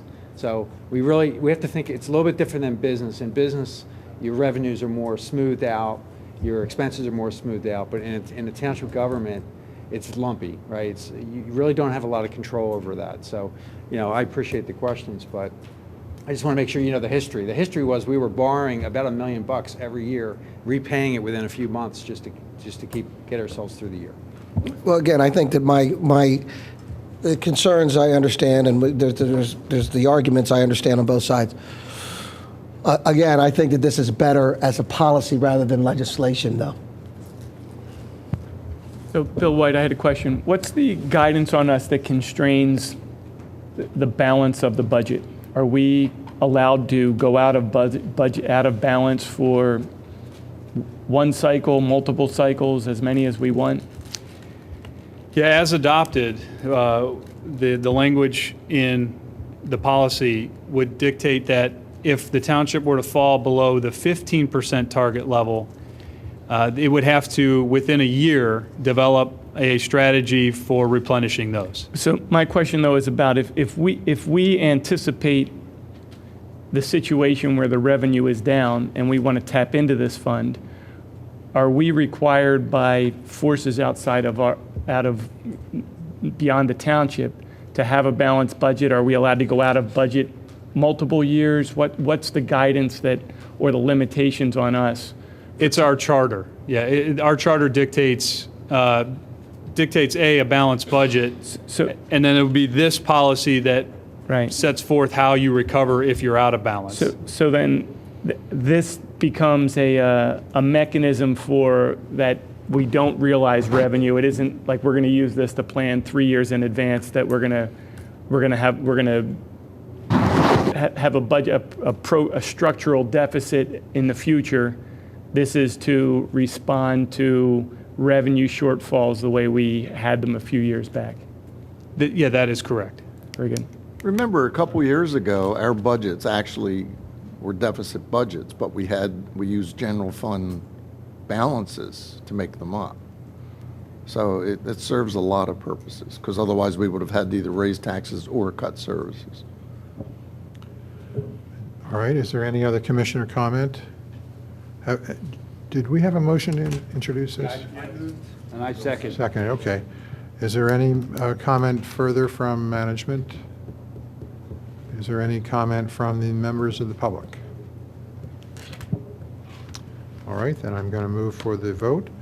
It's ordinance 2014-05, amending Chapter 4410, Fund Balance Policy, and Chapter 4411, Non-Recurring Revenue Policy, establishing a fund balance policy and a policy to govern non-recurring revenues. All those in favor say aye. Aye. Aye.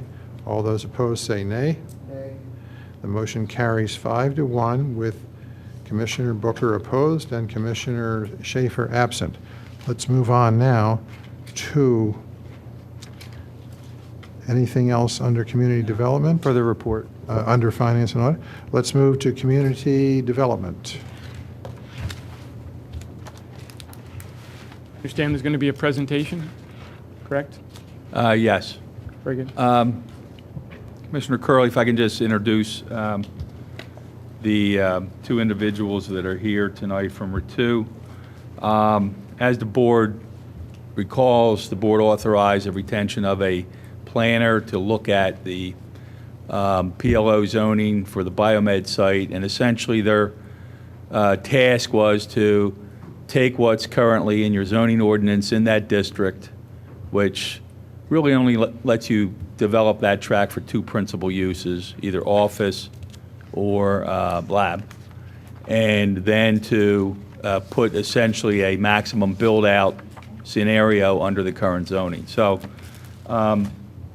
who we have here tonight, and a gentleman, we have Steve. There's actually three individuals who worked on this for RITU. Steve Gabriel, two of them are here tonight. Steve Gabriel, who is here tonight, is a licensed planner in the state of New Jersey. He's currently the township planner for Lower Moreland Township in Montgomery County. He's the group manager for community development at RITU. With him is Grant Smith, who's a registered landscape architect. He is the group manager for land development at RITU. And the third individual is Chris Knorr, who couldn't make it tonight. He's a AICP certified planner. He's a certified zoning officer. He's a BCO. He's involved in he chairs the Tri-County Regional Planning Commission, which I believe is in Cumberland County. So they're the three individuals that visited the site, looked at your zoning codes, looked at your saldo, and there's a short summary. There's a memorandum dated June 3rd that's been posted online, and there's two plans that have been posted online. So with that, gentlemen, you're up. Welcome, Mr. Gabriel. Thank you very much, Commissioner. Good evening, Commissioners. I'm going to thank you for the opportunity to add to some of the discussion that you've had on the biomed site. I want to tell you I grew up just down the road in Springfield Township, so glad to be back in the area. And before I get started, I really want to make a point. about what you did earlier in this public meeting, with all the recognitions that you went through, both of your staff, your officers, and so forth, but the residents as well. The ability to say thank you doesn't happen all that often in local government. Prior to coming to Ritu, I had a career in local government, township manager, borough manager. And the ability to say thank you and the way you did it tonight was outstanding. So I just want to congratulate you in what you did. Thank you very much. So let me, and a slideshow, click to exit. Okay.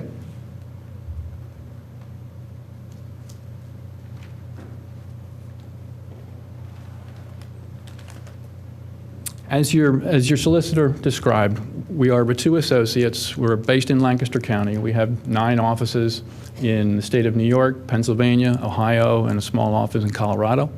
We're a full-service engineering and planning firm with about 350 employees, providing land development services to private sector clients, urban and site design, master planning. And then our community development group works with municipalities primarily, working in community planning, zoning ordinance preparation, subdivision ordinances, and project funding. So in taking this charge on, we worked through your township solicitor, prepared a single plan initially, again, maxing out the site, by right plan. But because of a lot of the discussion that had gone on related to the biomed site, particularly related to how much site area might be allowed or counted for the biomed site, we went ahead and actually prepared 3 plans, depending upon just how much right-of-way of King of Prussia Road and the Blue Route that you would include within the site area. What I'll show you now, and I'll run through the 2 primary plans in very basic format, then ask Grant to come up and talk a little bit in more detail about the plans and the site itself. I'll start off with the plan that includes just the right-of-way of King of Prussia Road within the site area calculation. Does not include any right-of-way for the Blue Route.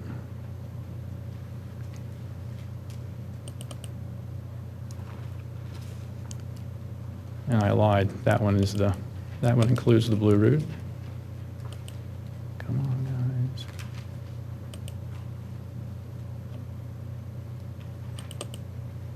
Let's go with that one. The plan we have here for the site includes the King of Prussia Road right-of-way. It has 503,000 square feet of office space, and it's just office space. We haven't included any laboratory activity on the site. Given its location at the intersection of Lancaster Avenue and the Blue Route, Class A plus office use seems the most appropriate and highest and best use for the site. The 503,000 square feet is divided up into a total of 9 buildings. Each of those buildings is no longer in either dimension, length or width, than 160 feet per your ordinance. Each of the buildings is separated by at least a distance of 45 feet between buildings per your ordinance. This plan does show 3 of them connected with a walkway, covered walkway, but otherwise all of those buildings are separated by that 45-foot distance. It's not real clear on the projection, but there are setbacks that apply to the site and apply to these buildings that are pretty key to the overall outcome of site planning the biomed property. There's a 75-foot setback all around the property for parking. And so all the parking that you see there is set back at least 75 feet from rights-of-way or property lines as appropriate. The other setbacks have to do with the buildings themselves. Along rights-of-way, either King of Prussia Road or the Blue Route, there's a 150-foot setback for the buildings that's required by the ordinance. And then for the other 2, side yard and rear yard, the setback is the 200 feet. So you're requiring the buildings to be set back, in this case, 200 feet from the rear yard, from the rail line, and then 200 feet from the shared use driveway for the Racket Club and train stop. Separation, as I said, between buildings, 45 feet. The buildings themselves, 3 stories high per your ordinance. The amount of floor area that we've got on there, the 503,000 square feet, that translates into a requirement of 1,758 parking spaces. Based on your ordinance of 1 space per 200 feet of floor area for the first 50,000 square feet of floor area, and then 1 space, per 300 feet of floor area thereafter, that 50,000 square foot first. We have 1,787 spaces on the site in a combination of surface lots that you can see, as well as underground parking. There's up to 3 levels of underground parking required in order to accommodate the 503,000 square feet of floor area for the offices. And those are clustered on the northern half of the property.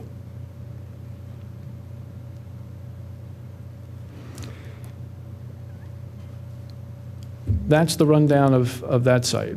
And if I may, I'll go to the other site plan, this time with the site area including the Blue Route right-of-way. So you'll have a change. This plan right now with just the King of Prussia Road right-of-way is about 18.73 acres of site area. When you include the Blue Route right-of-way, it jumps up to 26.96. So let me move to that plan.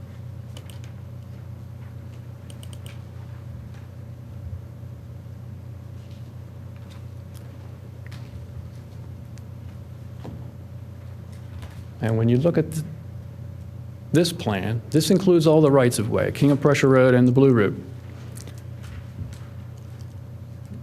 Roughly 8 acres more of site area is included in this.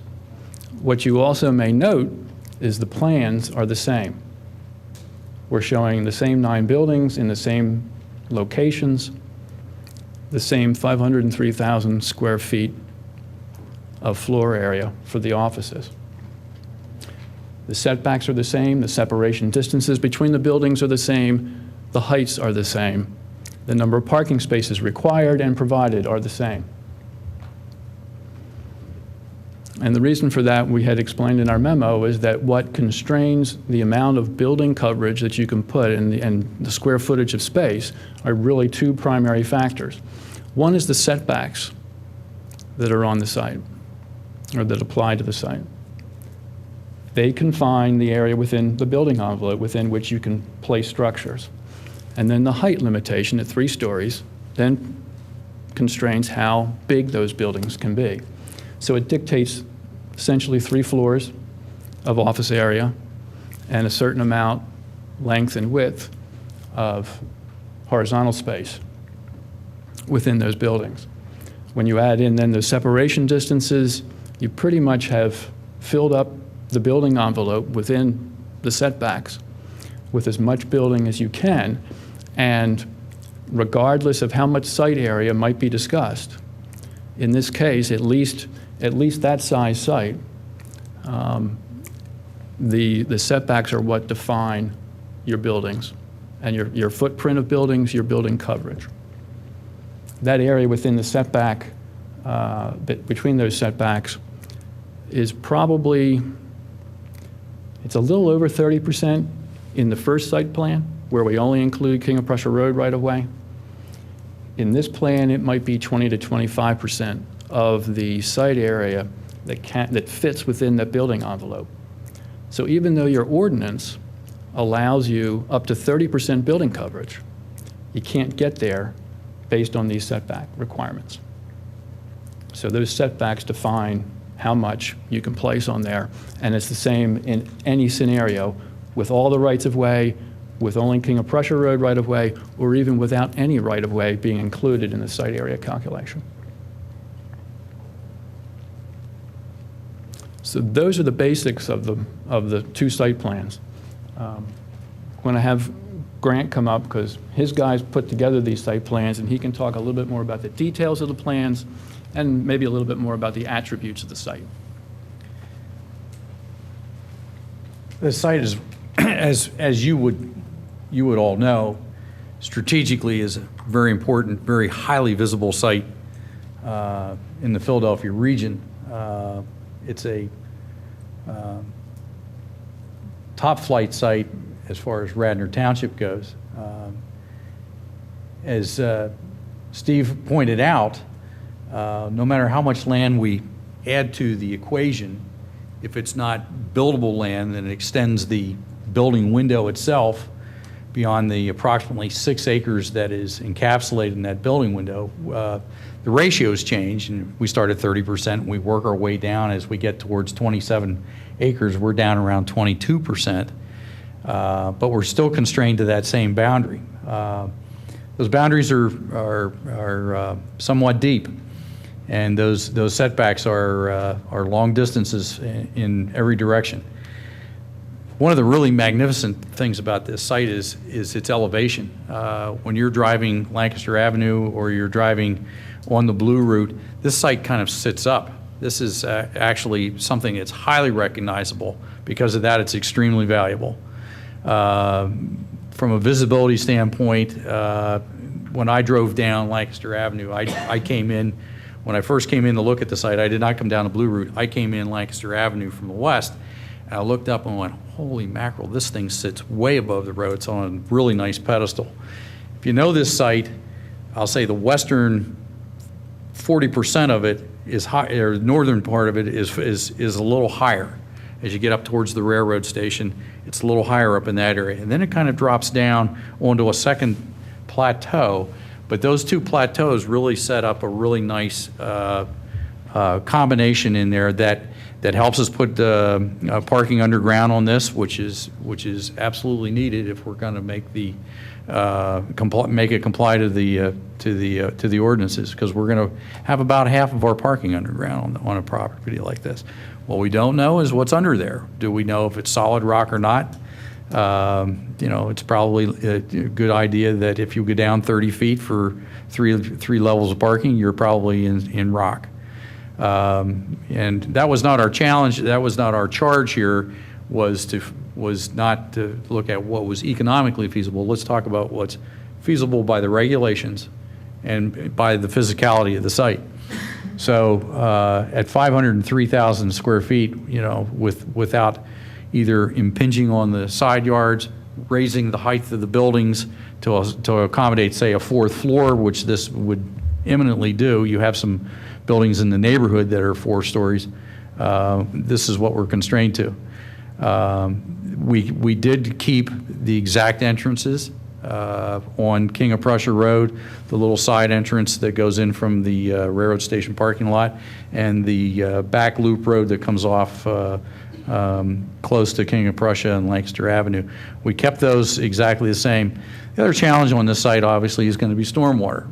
Under the modern regulations, which this was done a long time ago, we're going to have to do some different things with it to make sure that we can not only address volume, but also the quality and the infiltration of groundwater. There are more basins on this site than what we would have had before. So out in those green margins, you can see them on the west, the east, along the railroad tracks, and down in the vicinity of the existing basin. We're going to have some sizable water quality and volume treatment. Still has a loop road basically to get around the entire site as far as fire protection. We acknowledge that you can get to all the you get emergency vehicles 360 around these buildings. That was important, although that is not really a factor when it comes to the design, because of the fact that the setback for parking is a shorter setback than what we have for the buildings itself. It's its own little isolated island, but from a standpoint of approach, visibility, its ability to be developed at 500,000 square feet, it's a very strong site.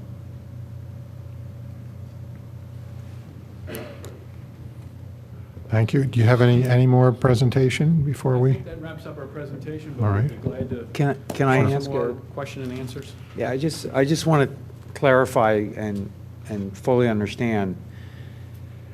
I recognize this is an opinion. This is one layout. You've tried to maximize the site. But in order to maximize the site, you've had to put a lot of parking underneath, up to 3 stories deep. And there's a very high cost associated with doing something like that.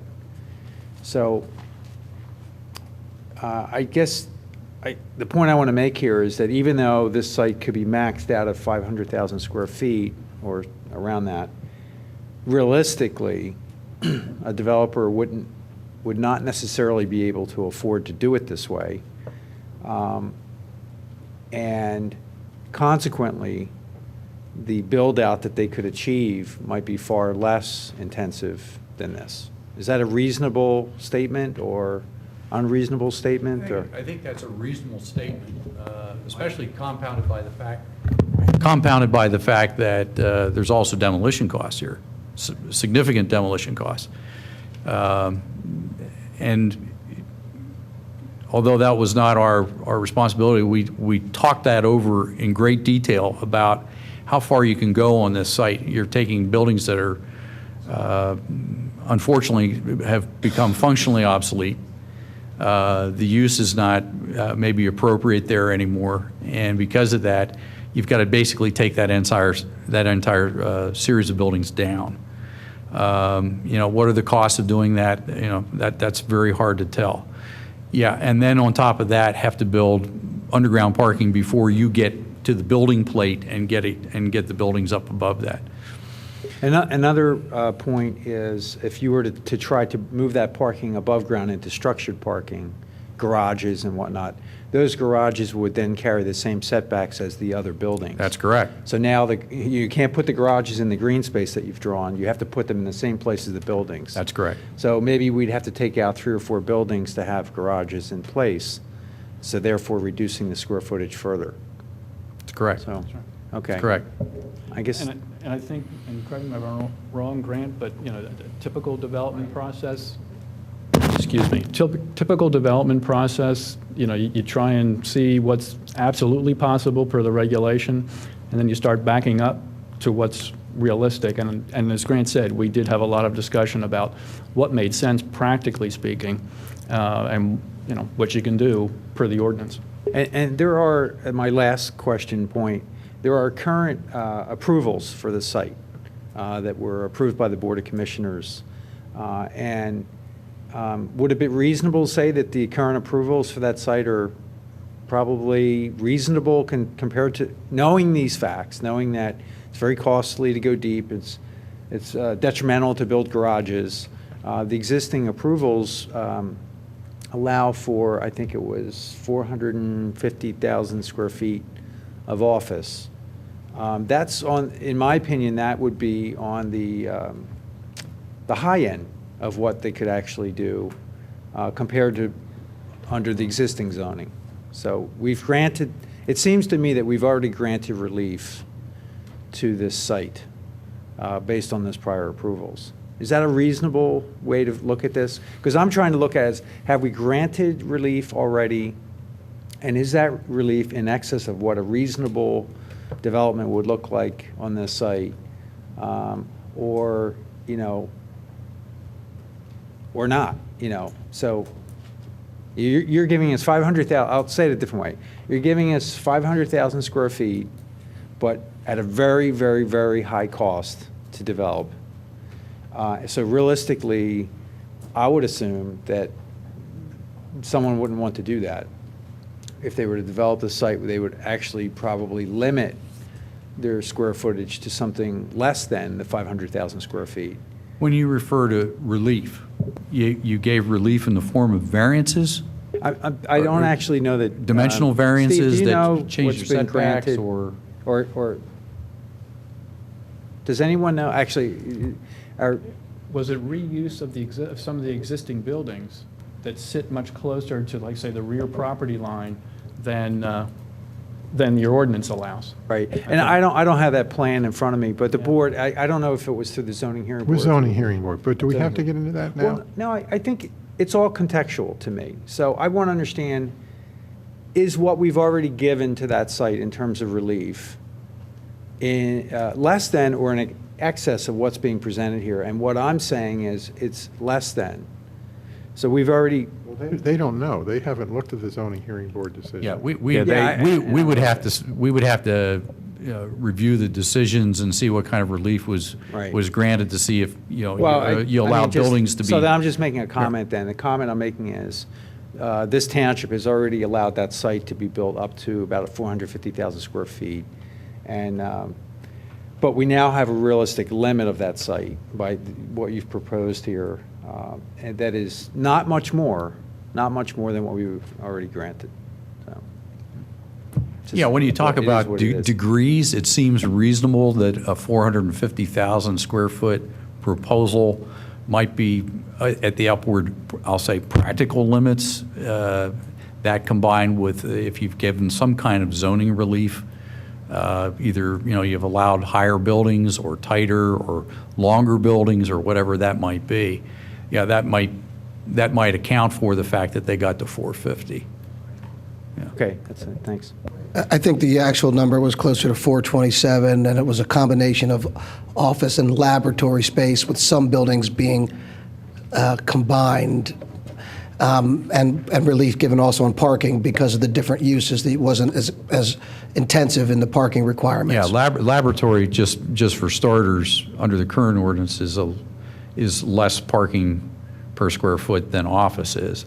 So there's an inherent reduction there. Plus, if there was a grant of a variance for relief on the office side, that would explain why the parking ratios would be lower.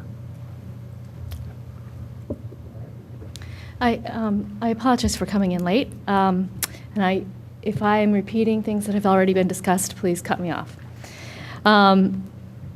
So I wanted to probe a little bit about the parking because that does look like it's driving things. So this calls for 3 stories, this pretend plan calls for 3 stories of parking underground.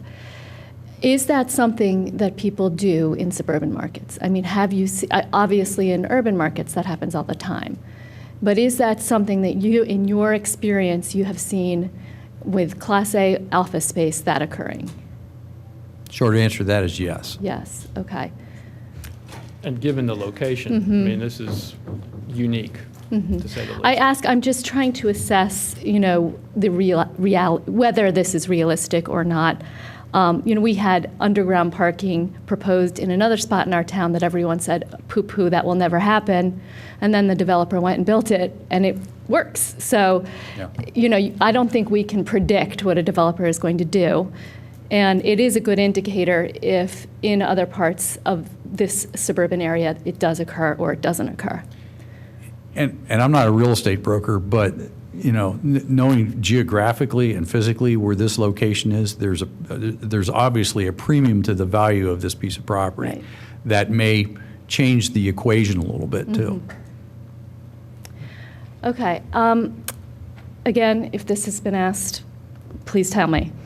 I am interested. You've now spent some time with this site. You've now seen what what we have in front of us, and that we have a site that is zoned for office or lab, but in reality will be office.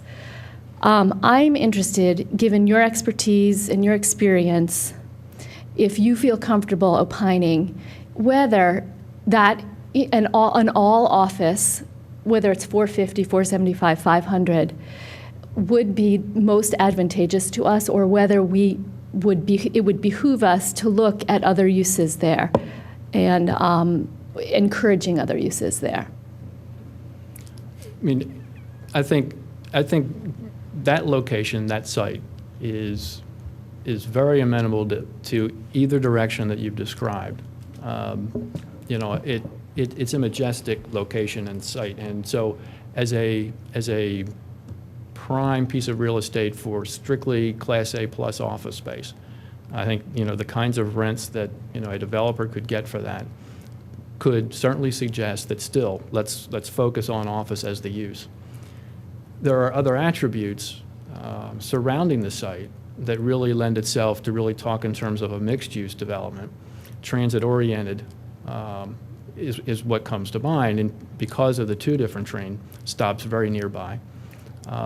The Rackla Club, right across the driveway, and the Lancaster Avenue development that exists as a real magnet for people to live, work, commute, and to do that into the city, out of the city, locally, and even to the extent that the high school is right across the street. More and more, at least we're certainly seeing in Lancaster, folks moving back to the city because they want to be turnkey, but take advantage of everything that's there. And that would include families with children. Because so that that proximity becomes a real drawing card. The site itself is an outstanding site in itself, but I think the surroundings would certainly promote both directions. Let me ask that question from a little bit of a different angle. Well, Elaine, I mean, this is really, the questions you're asking are far beyond the scope that these guys looked at, and I think that their relevance is rather dubious. Okay, thank you. Let me ask it from a different standpoint. As far as impact on the community, not from this viewpoint of what could be developed there, what the market is. This board is most concerned about the development, the impact that those uses have on the community. And I guess my question about the mixed use is more, do you have any expertise or advice on the uses? I mean, will all office there be okay to our community? If it's that much office use, could we absorb that without changing the zoning? Or would you suggest looking into other uses that might lessen the impact? Do you have an opinion on Your impact, you're talking about traffic. Mostly traffic, yes. I mean, that seems to be the thing that has most people riled up is the I will traffic. say I think it's a very leading question. I mean, Okay. I agree with what Rich is saying. It's- You're it's- essentially asking them, you're leading them to an answer, Okay, but that's fair. That's Just from an office standpoint, what a real estate professional is going to bring into this equation is to tell you what the demand is Right. within the locale for Class A office space, if that's the way this would go under the current ordinance. They're going to tell you about how fast, they're going to be interested to find out how fast it can be absorbed. If it's not fast enough to match the pro forma of whoever develops this site, then they're going to look for some other kind of an option. And that would be this site, or if we were in Lancaster, or we were down in Dover, Delaware. It doesn't matter. They're all going to look at that to be able to look at what is really the highest and best use. What is going to be best for the township, going to be best for the needs of the community, but also the developer at the end of the day has got to be able to be successful with right. it. About a year ago, I didn't realize how close this site was. I have a client that's just 2 doors up on King of Prussia Road, and I got there very early in the morning. I saw an interesting phenomenon, and it applies to this site now, knowing that there are not 1 but 2 train stations within walking distance. I'm sitting in the parking lot at about 7:30 in the morning, and I see these people coming out of different places and walking, and I'm going, where in the world are they coming from? And I realize what you have here is a reverse commuter situation. You've got people living in the city and maybe in some of the adjoining towns, and they're coming out here on the train to get to their jobs. They're not driving here. It's kind of an interesting thing. Does that kind of go to your question as to whether or not there should be, should there be a mixed-use component? Should this be office and maybe some personal service, commercial, or something like that? I don't know whether it really drifts all the way to residential, but is there some other combination that ought to be? It's just food for thought at this point. We talked about all different kinds of scenarios in the offices as to what this could be. But, we were constrained to a certain mission, but it really makes you freewheel when you see a site as interesting and as unique as this is. I don't imagine there's many places around the Philadelphia market that are as well-positioned, 2 train stations on a major thoroughfare with the expressway right next door. I mean, that's just an amazing combination. And to confirm my understanding, if we don't change anything, it will be all office or lab, but there's no, if we didn't, from what you saw and from what you seen of our zoning, that is going to be all office somewhere, between 400 or 500. That's how it's zoned. Right. That's how it's zoned, and it's got a lot of, constraining criteria that we've gone over. But, unless you see fit to make some changes to it, this is essentially what you would get.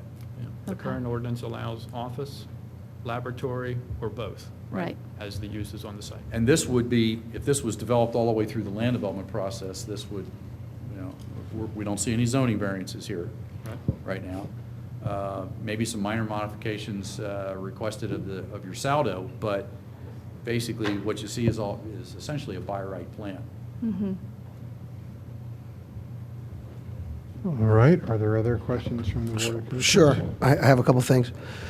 You talked, first of all, about the economic viability of this plan, and you indicated that this plan would require quite a bit of subsurface excavation, undoubtedly encountering rock based on a three-story deep parking spaces. You would think so. So what, just for review again with the group, what would be your opinion of the economic viability of a plan like this, especially commenting on what that type of 1,300 spaces underground would cost, notwithstanding the great, that you like the site?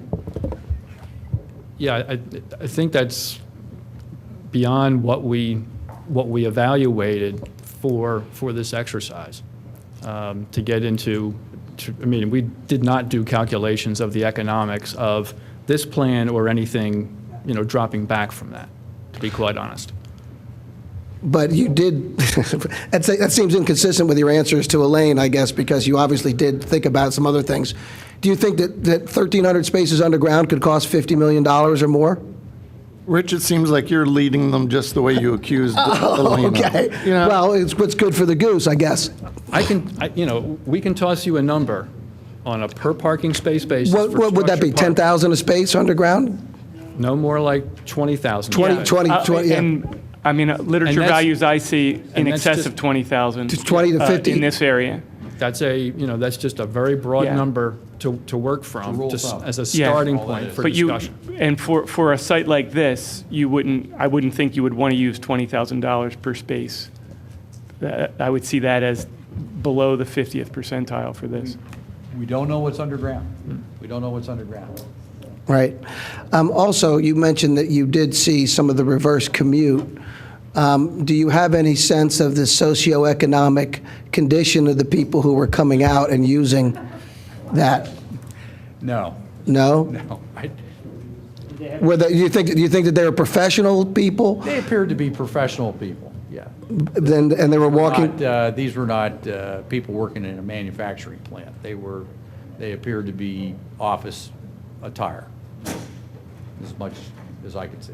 I think that's inconsistent with, because I live on this and I drive that, so I see people who come off of the rail stop, and I see that what those people, most of the people are coming from the city out to work in different areas within the township, but I don't see a lot of the office workers per se. I see more of the folks who would be more of the blue collar or other working class folks. I can only tell you what I saw for about a half hour. That's all I saw. I have one question about the trigger for some kind of transit-oriented development. My sense is that if you don't control the parking, the transit-oriented development won't work. So my sense is that if you build it and you build it with ample parking, you will market traditional clients who drive to work, and you won't get the benefit of the transit-oriented development. if you build it without adequate parking, meaning you constrain the parking, I mean, I'd like to see you relax the parking minimums. I'd like to see parking maximums. Then you get clients that feel the need to bring in non-traditional occupants. So I can see the scenario that you've identified as possible. I don't see that scenario as possible in any way unless you constrain the unless you have unconventional parking. So I recognize that's not a question, that's a statement, but you can react to it as you see fit. Yeah, we would certainly agree that that's what you see in many TOD-type developments and ordinance provisions, is that the parking is constrained, and provisions are made for alternative methods of transportation, commitments, or the presence of those facilities to make that work, and then also to then encourage that live-work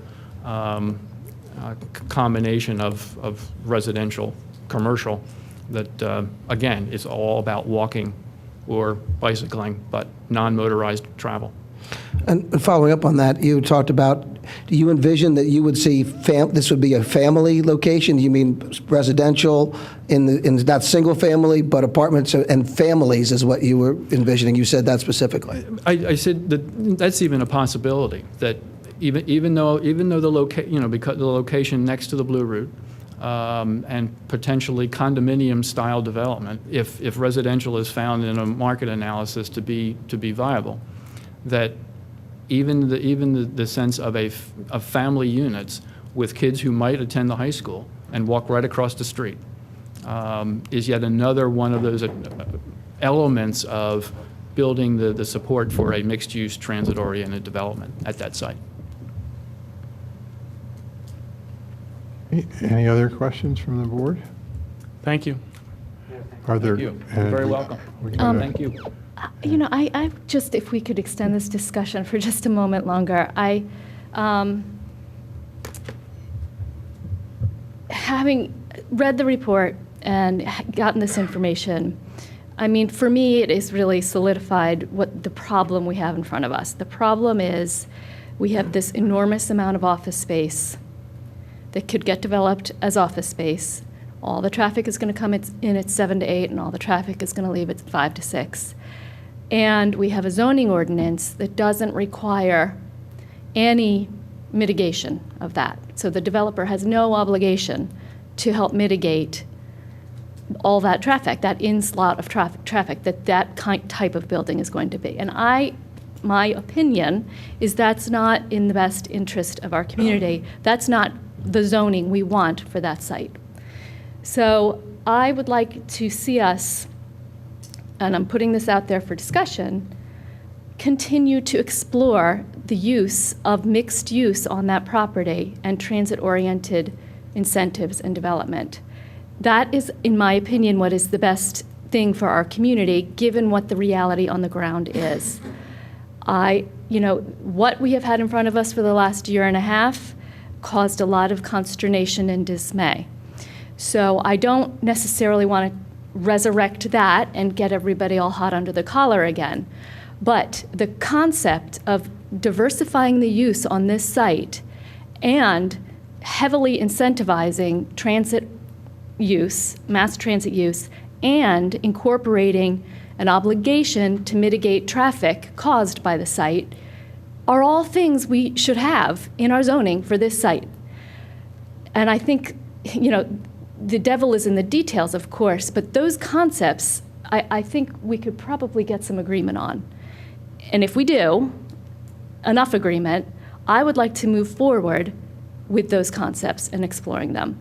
And I would even suggest that our community development director is now gone for 6 months, that we use a firm who has experience in this, like your firm, who could help guide us in this process, not starting from the very beginning. We've done an enormous amount of work on this already, but sort of assessing the situation at this point, putting some suggestions out there, perhaps working with our planning commission and having a public discussion with both the developer and owner of that site and anybody else who has interest, including the residents, and coming up with some concepts that we can all incorporate and agree on.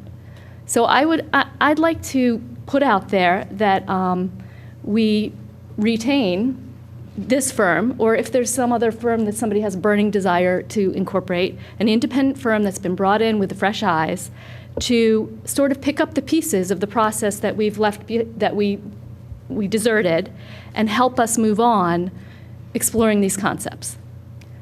So I'd love some reaction from my colleagues on that. I would like to let this project just go away for a while. I mean, I share the, not this project, not what you did. This is the underlying, what brought you here. We've been a year and a half, 2 years before you got here. So Understood. I share the intrigue in the diversifying the site, and that's something that I could agree to. I don't think what we had before us did that. I don't think it would work. I think it would compound the problem rather than help the problem.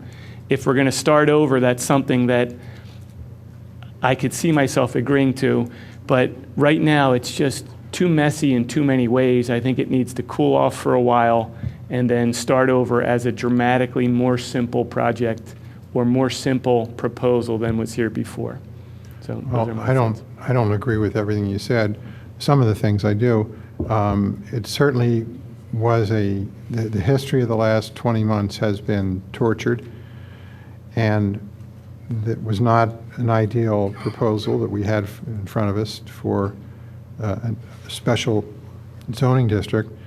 But I don't think the developer is going to move ahead. We can't just say, go away for a year. So we have to come to grips with what the developer thinks they want to do, and what, on the one hand, and on the other hand, what's good for the community. And I kind of like the idea of using this firm. They're a fresh voice, a fresh analytical approach. They did a very simple, I could understand it. That's saying something. I can understand this planning document. I'd like to see them stay with us, and I'd like to move this idea to one of our bodies, our inferior bodies, where it could be, the site could be looked at for a multiple use rather than 475,000 or 503,000 square feet of offices, but some sort of a mixture that would attenuate the impact of commuting in the morning and commuting in the evening, and keep the site attractive. And as you say, like quoting you, a first class, did you say a first class site or Class A office site? Anyway, Class A mixed use site. So I'd like to see us stay with this firm and perhaps move this idea to one of our lower bodies like the Planning Commission. Well, I agree with both of you that I was doing a couple quick calculations, completely back of the envelope, but the plan that you've put together, the concept is coming at a very high premium. We're looking at about $30 to $40 million of premium to do this because of the digging of the garages and construction of garages. And that translates to about $80 a foot in construction cost if you spread that over 500,000 square feet. And quite frankly, that's a big premium. So to Don's point, I'm not really all that worried about anyone coming in with this plan or anything like this plan, because I don't think I'd be willing to pay 30% more to do that. But at the same time, I think it's really important, to Elaine's point and to Jim's point, that we want to encourage development at this site that is not all office. We want to try to, I think, in my opinion, we need to invite the developer back in and say, look, you know, we may be willing to accept some mixed-use development here that's less intense in terms of office use, but is more TOD style, but we're not going to be able to grant the relief that they were seeking when they came in. The reason it took 2 years is because what they came in with was just, I think everyone's opinion was, oh my God, this is just too much. This is too much, too high, too big, too much for this area of the town that is filled with traffic all the time. Anyway, to that point, like I said, I think I agree. I'm not really worried about them. I don't think they have submitted a plan. I'm just going to say, I don't think they would execute the plan. If they do, they do. We can't stop that. But I think we want to encourage them to come back in and say, look, work with us, come to us with a reasonable plan that isn't going to create a lot of traffic and that's going to maximize the site, but not put 1,800 cars coming into the site at 8 in the morning and at 5 p.m. Because that's what we're all fighting. We don't want 1,800 cars coming onto the site. We already have 30,000 vehicles passing that site every day. We don't need another 1,800. The Blue Route is already backing up from that exit to 95 every day. Every day it's backed up. Can you imagine the exodus from this site trying to get on the Blue Route that's already backed up? You know, it worries me. So anyway, I just want to say I agree. I think you're proposing the same thing that I am, in that we'd like the developer to come in a public way and work with us. I'm just proposing that we use help, that we have a firm with experience in front of us who has now started this project. We don't have a director of community development right now, and this is a nice opportunity for us. And as much as I would love for this to go away for a year, you know, we've all gotten pretty beat up about this. And yeah, it'd be great to just say, you know what, we're sick of doing this, let's just put it on the back burner. That's not appropriate. You know, we have someone who's heavily invested in this site, and they're going to develop it. And working with them to the benefit of all of us is what we should be persevering with, instead of just trying to make it delayed. So I'm going to, instead of drawing this out, I'd like to make a motion that we, making this up on the fly, so cut me a little slack, that we engage the RETU firm, is that how you say that? To assist our staff and our board. Yeah, I think that Diane is right. There's no resolution. Diane, can you? I agree, Diane. Point of order. This is not something that is properly on the agenda and has not been the subject of public notice, I would say, and this goes beyond the scope. Okay. That's fine. So I'm going to put everyone on notice that at our next meeting, I will be making this motion, and everyone can think about it over the next 2 weeks or week, whenever our next meeting is, the 23rd. And 23rd has two things only. We can add something on there. Well, no, we can't. We can only have two things. We absolutely can. Our motion was to have two items only. Well, you can authorize tonight to add this to your June 23rd agenda, but I would suggest that if you're going to do some kind of an appointment, that there be a proposal from or two in front of you that night. And also, we should solicit other bids from other firms that... It's up to the board. I mean, you know, that's something that's been discussed. The need for a planner on an ongoing basis. So, John, you're suggesting that we solicit proposals before we make a motion to move forward? Special service. And have them in front of you on the 23rd. On the 23rd. Okay. Distributed prior to the 23rd, and you can have as an agenda item appointment of a planner. I'm sorry, appointment of planner. Once you add that to the agenda. So do we need to move to do that tonight, or we just?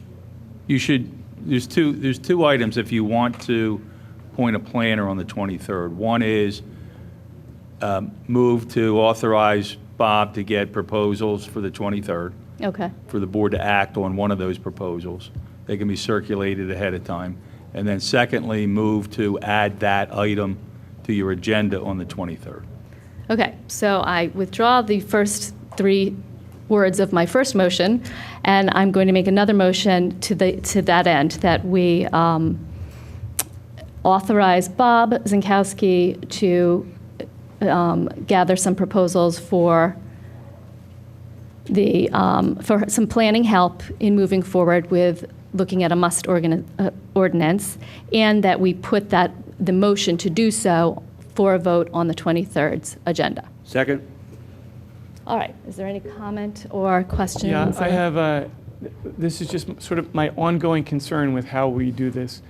We're asking for proposals. We haven't really told them what to propose on. This is a vast subject that we spent 2 years with very detail-oriented back and forth. We came to a point where we couldn't agree. And so now we're just going to say, give us a proposal. I mean, what we haven't done is we haven't decided we need to decide concepts. We need to think vision, big items. And then we decide what those big items are, and then we go to the professionals, and we say, this is our vision, come back. But we're not getting that. We're telling you, come back with the vision of what you see that area as. So to me, this is another expensive, bad turn, where we're gonna spend a lot of time and a lot of money, and 6-8 months from now, we're gonna be back at the same point we are now, disagreeing over details. So my advice is that we don't support this. We've got to go back to the drawing board, move from general to particular, decide what we want to do with that area, and then bring the experts in. Okay, is there any other comment? Yeah, so I'm generally supportive of encouraging the developer of the site to come back to the township, and for the township to have planners, staff, and everyone work with them. Because I'll just say it this way, we can do all the planning in the world we want for this site, but we're not the developer. So we could spend money, and the developer may decide to do nothing. I So- totally agree. Mhm. So I think I absolutely think we need, I've been saying this, we have great staff, we have a lot of engineers here, but we're no match for their dollars. Like, the developers that are coming to us right now have so much resource. We need more resource. We have great resource, but we need even more of it. So whatever we need to do to have the resource in place so that we can understand what we're looking at. I'll tell you right now, if I had this 2 years ago, I think if all of us had this 2 years ago, that discussion wouldn't have been 2 years long. I think it would have been maybe 2 meetings long. We would have realized that, wow, this site can't really take much more than 500,000 square feet. We wouldn't have entertained anything over 600,000 square feet. These things are coming in at 800, 900,000, 1.5 million, whatever it was. We would have said, this is absurd. This is too much. So anyway, to Don's point, I agree. We don't want to necessarily engage a firm unless we have a reason to. The reason is there. We really need, I think what we need to do is charge Bob to reach out to Biomed and say, look, come back to us, come to the table. And at that table, we have our engineering staff, we have our planners, whoever that ends up being, and then they all sit down and look, come up with something. This board, and to Don's point, this board needs to set a vision. We need to say how much we're willing to give, percentage-wise, on TOD. I already have my number. I know my number right now. So I know how much relief I'm willing to give for a TOD center development. It's nothing near what they were asking for, nothing near. So again, we shouldn't be driving development. We should be responding to in a very professional way. And we can encourage the developer to come in here, telling them what our vision is, how much we're willing to accept. That's just my opinion, but I think all of us have a little bit of a sense of what we're willing to accept. We just haven't articulated it yet as a board. Maybe I'm ahead of myself, but I think, am I close on this? Like, we all kind of have a sense of what we might accept, but we haven't spent the time to articulate it. Maybe with the help of staff, planners, and the applicant, we can get to a better place. We can get to a place where maybe we're getting closer to reality, because the last 2 years was not reality to me. To Don's point, it was in some ways, it was a big waste of time. But we didn't start it. Okay. Any other? Yeah, I would also agree with Don and some of the points John made. First of all, it's not appropriate to request a proposal for something like this in 2 weeks to be voted on. While you were away, also, Elaine, we specifically said 2 items on that agenda and spent a specific time, a revised start time, because we had a limited agenda. So first of all, if you want to have proposals on multiple mixed-use special transportation districts, we should see who the people who aren't involved with that, who've done that, set out parameters and ask for a proposal that would itemize specific items that we are looking for them to do, and then receive bids from 2 or 3 folks to aid in that. And that's certainly not a process that would occur within tonight and be done within 2 weeks. But aside from that, the bigger issue, that's the smaller point. The bigger issue is there is a vast amount of disagreement on what we want to have at that site. And I don't think that there is consensus, and I don't think that there is a sense of we want a lot more density like you seem to want, Elaine. I think that the majority of us understand that there is quite a lot of complexity to the issues, and that while this is one plan that could be built, it's very unlikely that it ever would. And the point is correct in that something about or approximating what is currently approved would be what we come up with. Now, we can take a look at that and say we hate offices. I'm not so sure that all of us are on that same place. However, I think that the points that John and Don make are well-founded, and Don, as you know, is a professional in this area. So something that it's not something that we should rush into and try to have a motion for tonight. Is there any other comment? Yeah, I get in a little internal struggle listening to everyone speak tonight, because there's an old adage, be careful what you wish for, because you might just get it. And there are times I want to sit back and just say, okay, let the developer do whatever they want to do by right, and I'll vote for it. And, effects be damned. But I don't want to subject our community to that. I want to do what's best for the community. And that's certainly not all office space here. We need to find creative ways, and other communities have done it with transit-oriented development, with mixed uses, and we should be heading for that. Now, Elaine, I really don't think we're ready to go out for somebody. I think we need a meeting more to what Don says, where we lay out what are the things we want, what are our visions, and that could be put together. So then the proposal could be written around that. And for me, that's basically what I just said. I want to see mixed use. I'd like to see apartment, although we've heard some people who don't want to bring more people into our town, which is a little absurd. Do we want a hotel? I know that when I've had friends come to town on a weekend, they ended up going to Conshohocken because they couldn't find some place around here. So there are things like that. I think I agree with Tom, we do need to talk through, but that doesn't have to take months and months and months. We could make that a separate topic at the meeting. And by the way, Rich, 4 votes changes that prior vote, so, yeah. So can you clarify so you're envisioning at a Board of Commissioners meeting, we have another substantive discussion about what we'd like to see on the site? Yes. I mean, haven't we done that? The problem, as I see it, though, is that what we did is we had discussions about rights of ways and setbacks. Right. We were deeply enmeshed, deeply in the details. We need to be up here before we agreed on the concepts. So the first discussion we had was overly detail-oriented, which is why we went 2 years down the wrong road. If we're going to do this correctly, we have to step back, have a concept-oriented discussion, and then, quite frankly, step out of it for a long time, meaning we turn it over to others, the other boards and the consultants that we hire. So I am, there's dissenting there's, even on the dissenting side, there can be differences of opinion. I am generally inclined to see the benefit of mixed use here.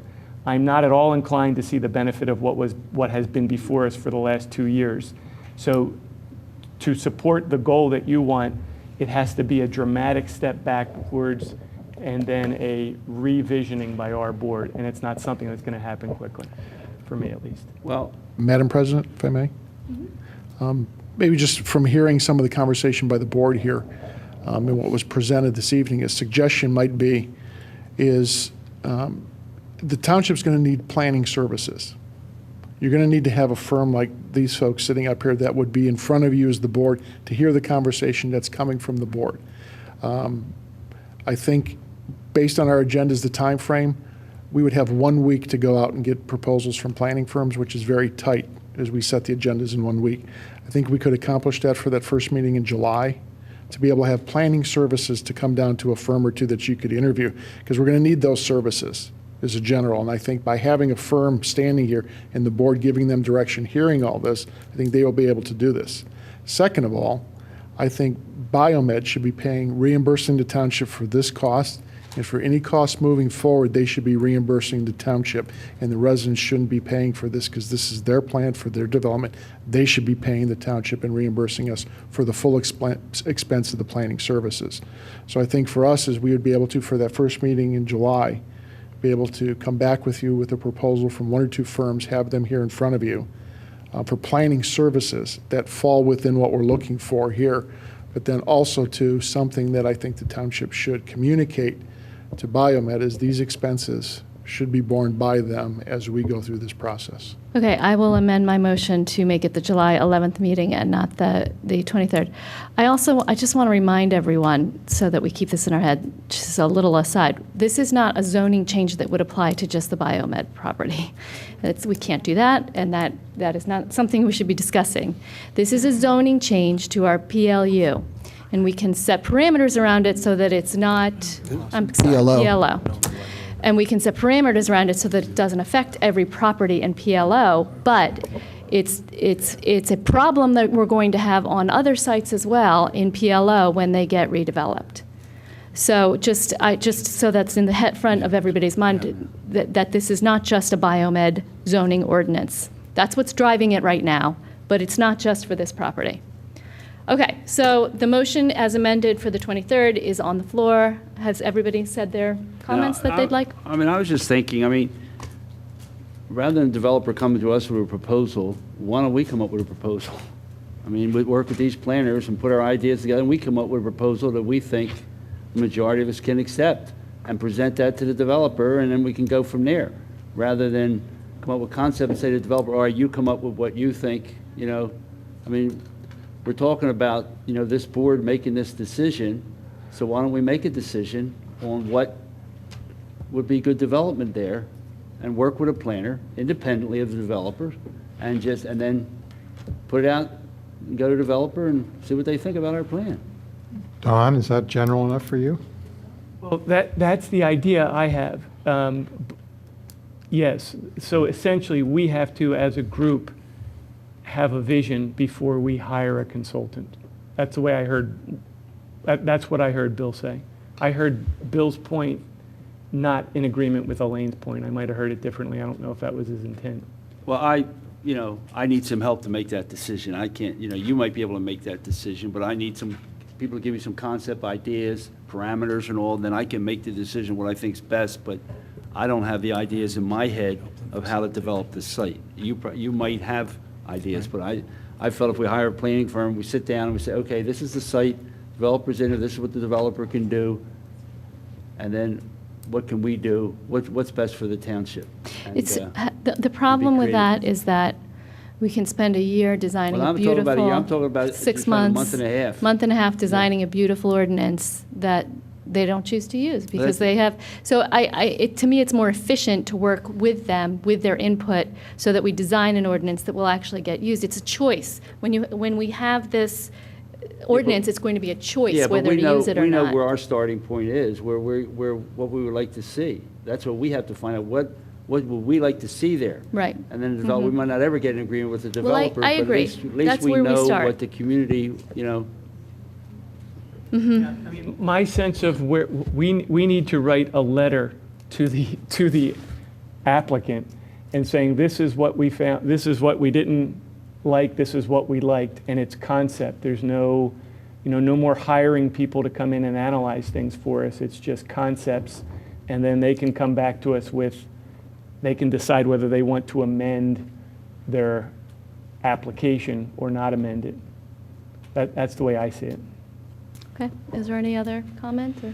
Well, I'll keep this really short. I mean, we're really moving, the pendulum keeps swinging back and forth here. I mean, what I'm hearing is we should hire a planner to create new zoning ordinance, like what we did for WBOD and for Garrett Hill. You're basically coming up with the concepts that you like, and you're codifying them.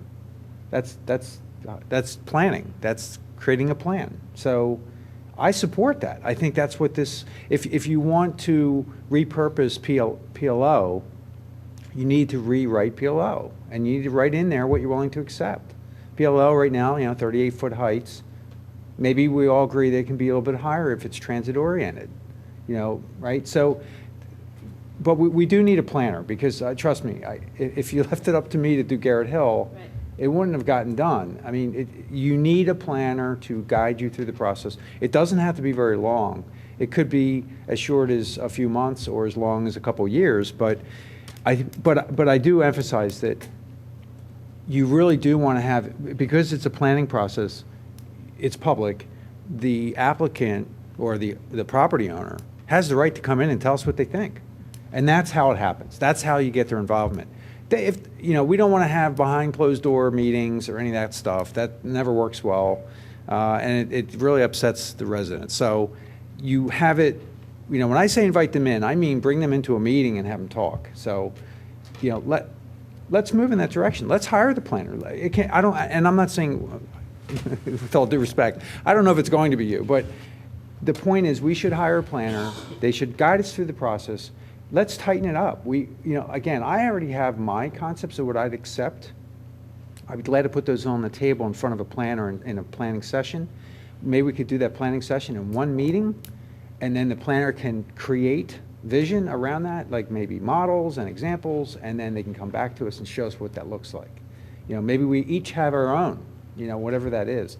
But the point is, when we did WBOD and Garrett Hill, I remember there were a lot of 3D models to visualize what does it look like, just like this is, but a 3D model to see, the scale, the scope, and what does it look like. You're writing new zoning code. That's what we're doing. Okay. All right. Let me just say, I think that is totally going the wrong direction. What we don't want to have is government directing a property owner on what he's going to develop for his site. Now, the government has already set out the parameters for this site. It is called Planned Laboratory Office Zoning. We have the structure in place. We have a framework in place. The developer can choose to use that or can choose to file for variances. I think that as Bill Spengler suggested, is exactly the opposite of what government should be doing, is dictating to a property owner what they will build and how they will develop it. And Elaine hit the point, well, they don't need to take it anyway. So I think that working with the developer is not what we should do, it's what we have to do. The developer will pick and say, this is what I'm envisioning, and we can agree to it or not. But that has to be, you have the cart before the horse, I think, and government should not be in the position of directing taxpayers on how they use their property. Well, I totally disagree. I think you have to be creative. Point of order. That's what zoning is. Yeah.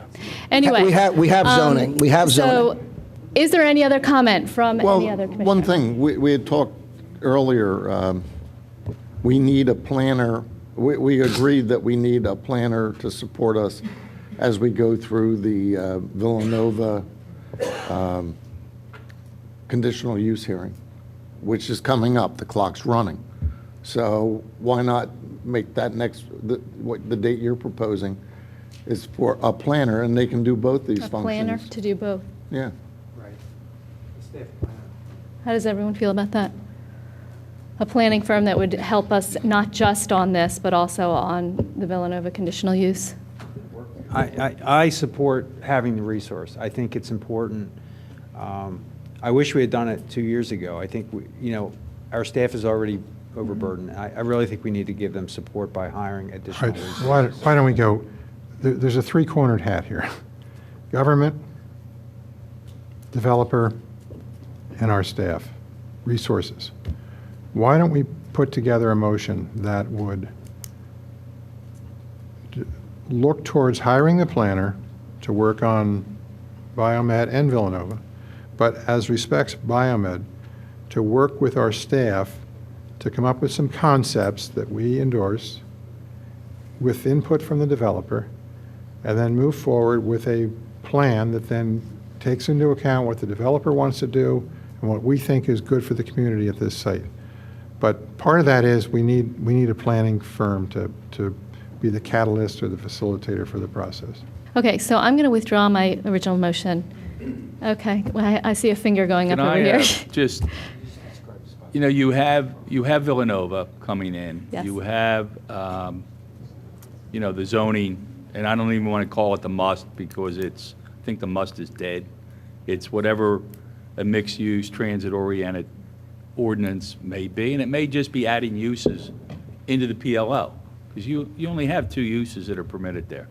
You have that. You also have ongoing planning things. You have our Drossen subdivision plans coming in. There's other things that are coming down the pike that aren't that large. You can just retain a planner, period, and then that planner will do assignments as they come in the door. If there's something particular you want to direct the planner to do in terms of Villanova, you can do that. But if you have a planner on staff, and in most municipalities that have a planner, an outside organization appointed, the manager or the board directs the projects to the planner. The planner just doesn't go off and do whatever the planner wants to do. It gets directed to them, and projects are assigned through your manager. So it sounds like you're having a long discussion about what this planner should do. I just think you need, if you want a planner, which is what John has been saying, appoint a planner to provide planning services in general to the township as assigned through the manager. And then you've got it all covered. You can decide what you want them to do, how far you want them to go. Do you want them to go to the planning commission and work on a transit-oriented ordinance? Do you want them to work with the developer? Either way. Right, so I see what you're saying, so we can make a general motion to do that. My concern with that is, so if we just have a general, so that in the mid-July, we're now just hiring a planner. Then we have to, if we don't discuss tonight the purview of what they're going to do, then we have to, in August, set the August meeting to decide what they're going to be working on. But I think you've already talked about having them review the Villanova plans and have them do something with either the developer or the staff or your planning commission on the PLO zoning. So, you can do that at your July, I think it's 14th is your meeting. Okay. July 14th. You can Put that on as an agenda item that we'll be discussing, perhaps working on PLO. appointment of a planner and projects and assignments that you want that planner to jump Okay. in on. All right, so do you want Well, to? didn't we say Gannett Fleming was going to provide services in light of our recent departure? Gannett Fleming is an engineering firm, isn't Well, I think they do planning also, and that's one of the proposals. Well, you so should maybe get. they'll make a proposal. Right. Okay. All right, so does somebody else want to make that motion? Well, it's going to be on the agenda, isn't it? You put it on the agenda. Consensus to put on the Any one commissioner. You can want to put something on authorize the- Bob to secure Let's planning authorize proposals. Bob, I would like to make a motion to authorize Bob to secure some planning proposals for our July 14th meeting. All right, so it needs to be qualifications, not proposals. I'm sorry for parsing words, but that's an important distinction. Qualifications for some professional planning firms that can help us out with these issues. Second. All right, any more discussion on this? Any more staff discussion? Do we have any? So we're clear, not proposals. Bob is talking about doing, we're going to direct Bob to do qualification of folks that provide services that are yet to be determined. Yes, and that's the distinction, that we're not, by picking the consultant, we're not making the decision about what we're So doing. I just want to make sure, so then in July, we will be able to appoint said firm and give scope on some projects, right? Right. Yeah. At that meeting? We need to have, on that Okay. agenda, we would need to have a separate item. Okay. Setting the scope of those. All right, so that's the plan. All right. And that gives us all a lot of time to discuss. Right. Okay, is there anybody from the public that would like to comment on that motion? You guys. Thank you for standing up there. I know, all that honestly. Listening to a debate that was more than you envisioned, I think.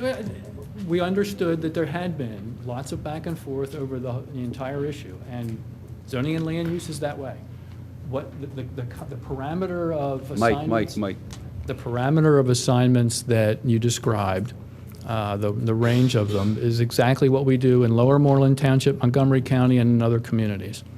It's really as assigned, but we will work with the municipal staff, and we're really thought of as a part of that municipal staff, but work with them and the developers to come up with a plan that we think, based on everyone's knowledge, will be acceptable to the board. And then we'll also lead visioning processes with the board and with other appointed bodies to help you come up with those big picture ideas as to what you'd like to see for a particular site or a zoning district as a way to keep the process moving forward. So, Thank you. thanks for having us be here, and Okay. we'll be there when you need us. And we appreciate the product from And today. just so you know, you're not alone. Yeah, I'm sure. I'm sure. All right, so do we have some public comment on this motion? Good evening, Diane Edbrill, Spruce Tree Road in Radnor. First of all, I also want to thank the Retro firm, because this was really a very thoughtful and clear analysis that I think that the broader community is going to have a lot of confidence in, and it's a really terrific first step, I think, in a much better process than what has happened. So thank you very much for all your work so far. I want to take a moment and explain my objection to the motion that you made earlier, because frankly, as you all know, I've been coming here for the last 6 or 8 months asking for a planner to be appointed. My only concern was that this was not the appropriate time because it wasn't on the agenda, and there are many people in the community who are very invested in this. So thank you for putting it on next month's agenda, because I wholeheartedly support expanding the use of an outside planner for the biomed site or the PLO zoning revisit, Villanova, and many other things that are going to be coming up. I just had a couple of basic observations about the presentation. And I think, the most important one is that the worst case scenario, which I think is what these gentlemen tried to paint for us tonight, is not so bad. It's not terrible. I mean, yeah, I live off of King of Prussia Road, and I don't want 1,700 more cars coming up and down twice a day. However, it was very clear. I think it leaves us opportunities to, through zoning, through a comprehensive zoning revisit, maybe express some of the township's goals and concerns, traffic safety, environmental concerns, because I know that these are things that we all share. But, let's not rush so quickly that, in fear of what the developer might do, because frankly, the developer hasn't done it yet. So I don't think we're really, I don't know. I don't have any conversations, but, $20,000 parking spots is a lot of money, and it's not a decision that a biomed management facility is going to be making, next week. Transit-oriented development, might be the way to go. I think that's something we need to have professional input on. Just because like it's the new buzzword and it's an important thing doesn't mean it's necessarily what we want to do. I personally think anything that gets cars off the roads is great. Even sort of speaking for myself, if we can reduce those parking spots, I would certainly support seeing taller buildings, taller lead buildings that are really on the vanguard of environmental construction and things like that. And so I hope that whatever process gets started next month will really reach out to the community and give people in the community the chance to help shape this discussion.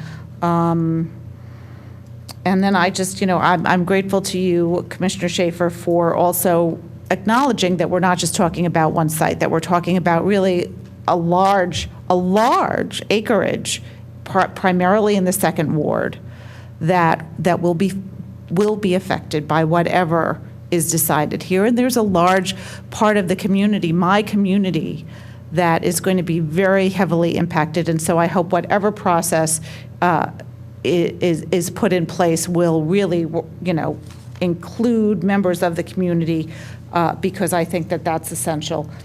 And, then I just want to say thank you very much. Thank you very much for agreeing that we need to have a planner. And I look forward to being at the meetings in the future where this process moves forward and, engaging with the process in a very clear and transparent way. So thank you very much for that tonight. Thank you, Diane. Is there anybody else?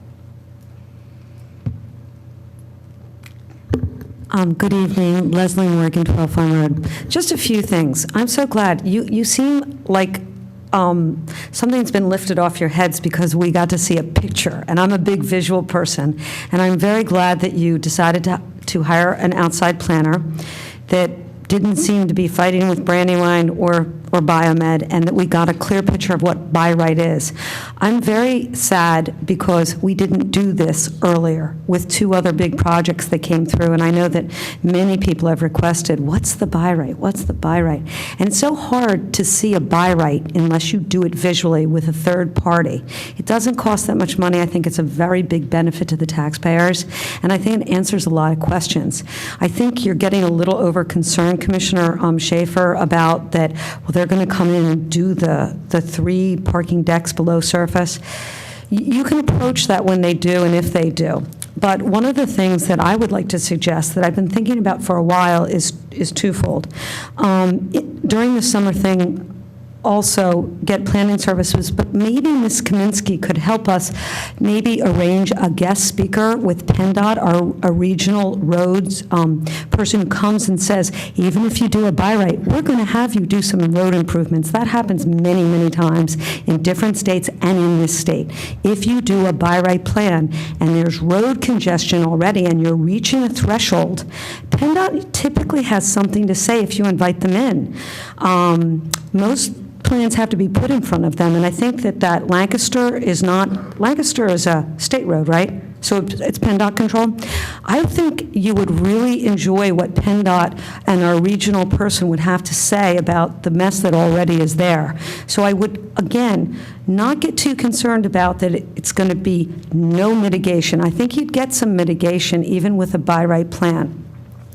And then the other thing is that I love the idea of maybe not like 2 house subdivisions, and the applicant that comes to Radnor would have to pay for it, that if they submit a non-buy right plan so that you can't visually quickly see, so that you can trade favors. You guys want to trade favors. We want you to trade favors for the benefit of the community.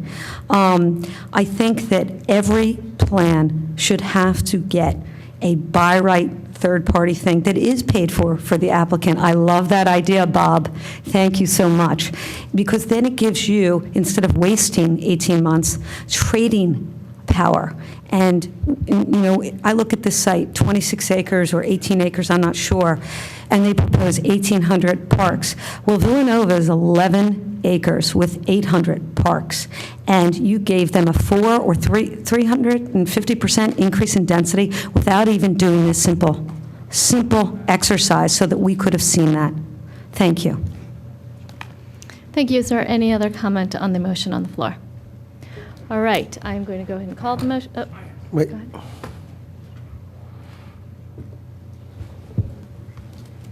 ahead. Good evening, George Brosman, representing Brandywine Realty Trust.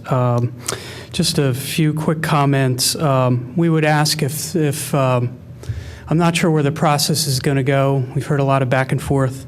We would ask you to keep in mind, I think where the process bogged down in the past is it was too focused on one particular property, that if planning services are going to be retained, that it be looked at more as a master plan for the area.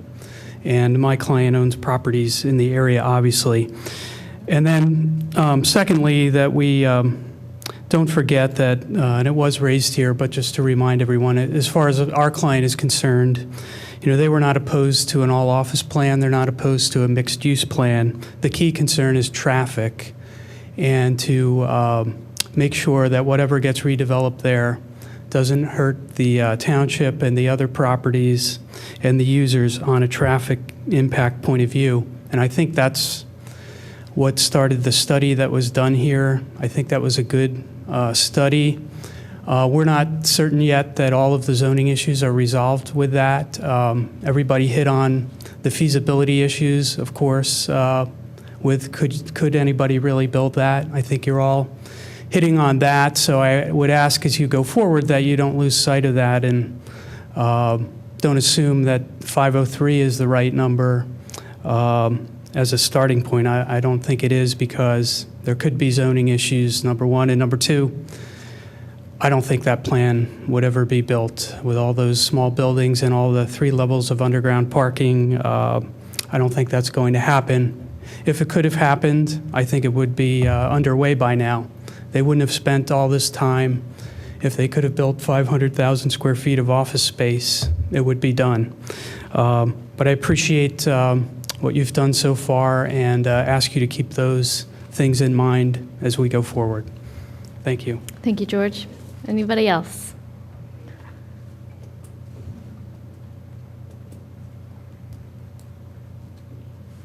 Unfortunately, since George got the bike to get up also now. So just a couple things, and let's just go down memory lane a little bit. One, there were some numbers thrown out, so let's make certain. Nick, do you mind introducing yourself just for? I'm sorry? Do you mind introducing yourself? Nick Canelia, I represent Biomed Realty. Currently on that site, there's 427,000 square feet. In 2008, a plan was approved for 475,000 square feet. All along, everyone here, the board, Brandywine, Biomed, I believe even the neighbors have agreed that mixed uses are the appropriate way to go here. We have agreed also on that.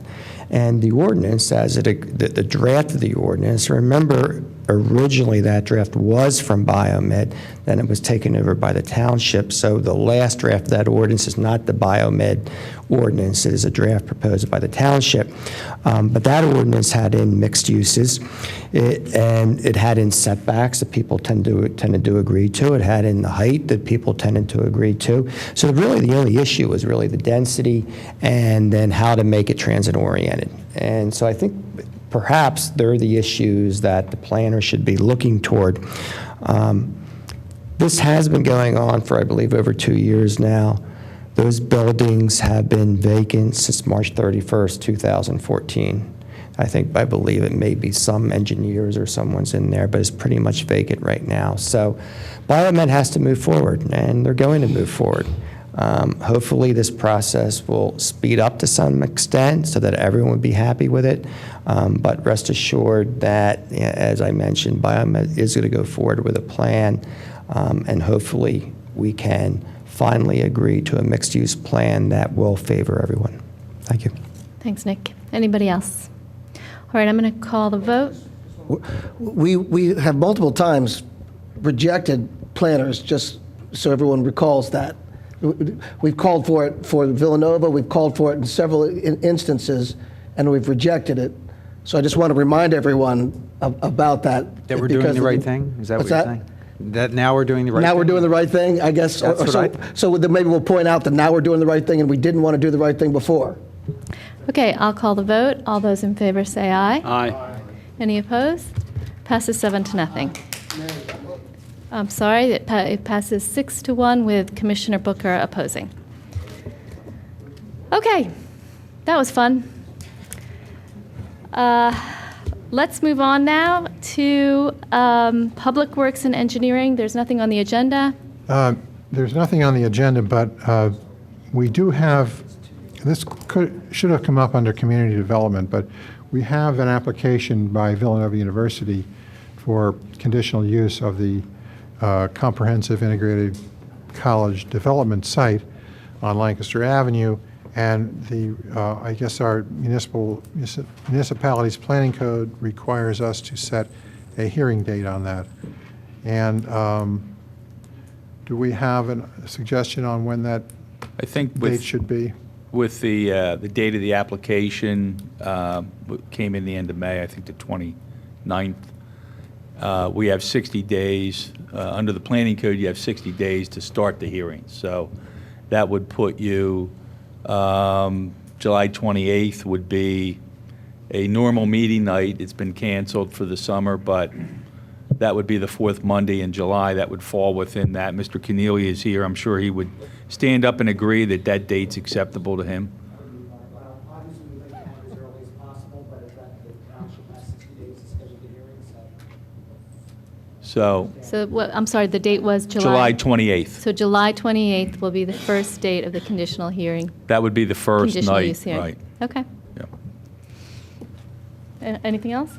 And do we have to advertise that, since that's not a regularly scheduled? Yeah, meeting? I'll advertise. It's got to be advertised twice. All right. For the 28th under the planning Do we have to code. make a motion or anything? Well, I think you should make a motion to establish that as the first night, and then I So have a moved. couple other comments about it. Is there a second? Second. Any commissioner comment? Yeah, I just want to comment that I recognize we do have a time constraint. And I want to just emphasize that there were a very large number of residents in my ward and the adjoining ward that were not all that supportive of this, rightfully so, because it's our backyard. So I just want to make sure that the expectation is that we may get this started, but we have to allow for this to run into September, because the last thing I want to see is that people accuse us of pushing this through during the summer months when everyone's away. I mean, this is exactly what people accuse us of and have accused the township of in the past. I don't want it to happen now. So I'm okay with the July date, but I just want to set expectations that there are going to be a lot of residents that are away. There's a chance that I may be away. So I'm looking at my calendar now. It looks open, but I don't expect this to last one night. This is a 2 or 3 nights at least, I would think, of and testimony. they don't have to be. So I just wanted John to clarify. The MPC rules say that we have to have begin the hearing process within 60 days. Right. Is there any limit on how long those hearings can go and how many months? No. Okay, so it's based on, and just for education to the public, the length of that process is dictated by witnesses. I mean, Okay. how long is Villanova going to take to call their engineer, their planner, their traffic person, their stormwater person, people that become parties to that application, have the right to cross-examine witnesses. It'll be much like the Stratford and Ardrossan proceeding, except, you'll sit, 115 Stratford was a one-night conditional use hearing. The board sat, heard testimony, made a decision. It'll be like that, but there'll be more people involved. There'll be more parties, I assume. And I apologize, I know it's late, but what type of notice will go? This is not a plan, this is conditional use approval. So under the MPC, what type of advertising and mailings are required? Do we have to mail to the residents within a certain distance? There's no mailing. Okay, and required. So I want to emphasize that, that the residents do not necessarily get direct notice of this process.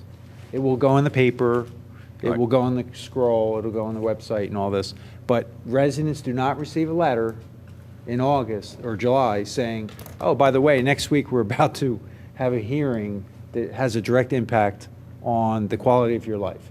So I want to make sure, I'm going to be blasting it out to my 400 families to make sure that they know. But I want to make sure that we do the best we can as a township, because we are beginning this in the summer when people are on vacation. But I hope I can get people to come out, because a lot of people are concerned. I don't want to say they're upset, they're concerned about the outcome. John, the other question is, what is the process if a resident wants to come out and be party to this? Do they need to be represented by an attorney? Do they just come out and speak at a meeting? What is the process that they should They need expect? to show up at one of the hearings and say, I want to become a party. Mhm. And there's certain standards for a resident to become a party. You have to live in close proximity to the proposed project. It could be challenged. It's unlikely with this type of a project, but and then once they make the request, if it goes unchallenged, they're in. And then they have the right to cross-examine witnesses, not make statements, they have the right to cross-examine witnesses. They have the right to get copies of all the correspondence. They have a right to get the decision. They have a right to file an appeal if they don't like the decision.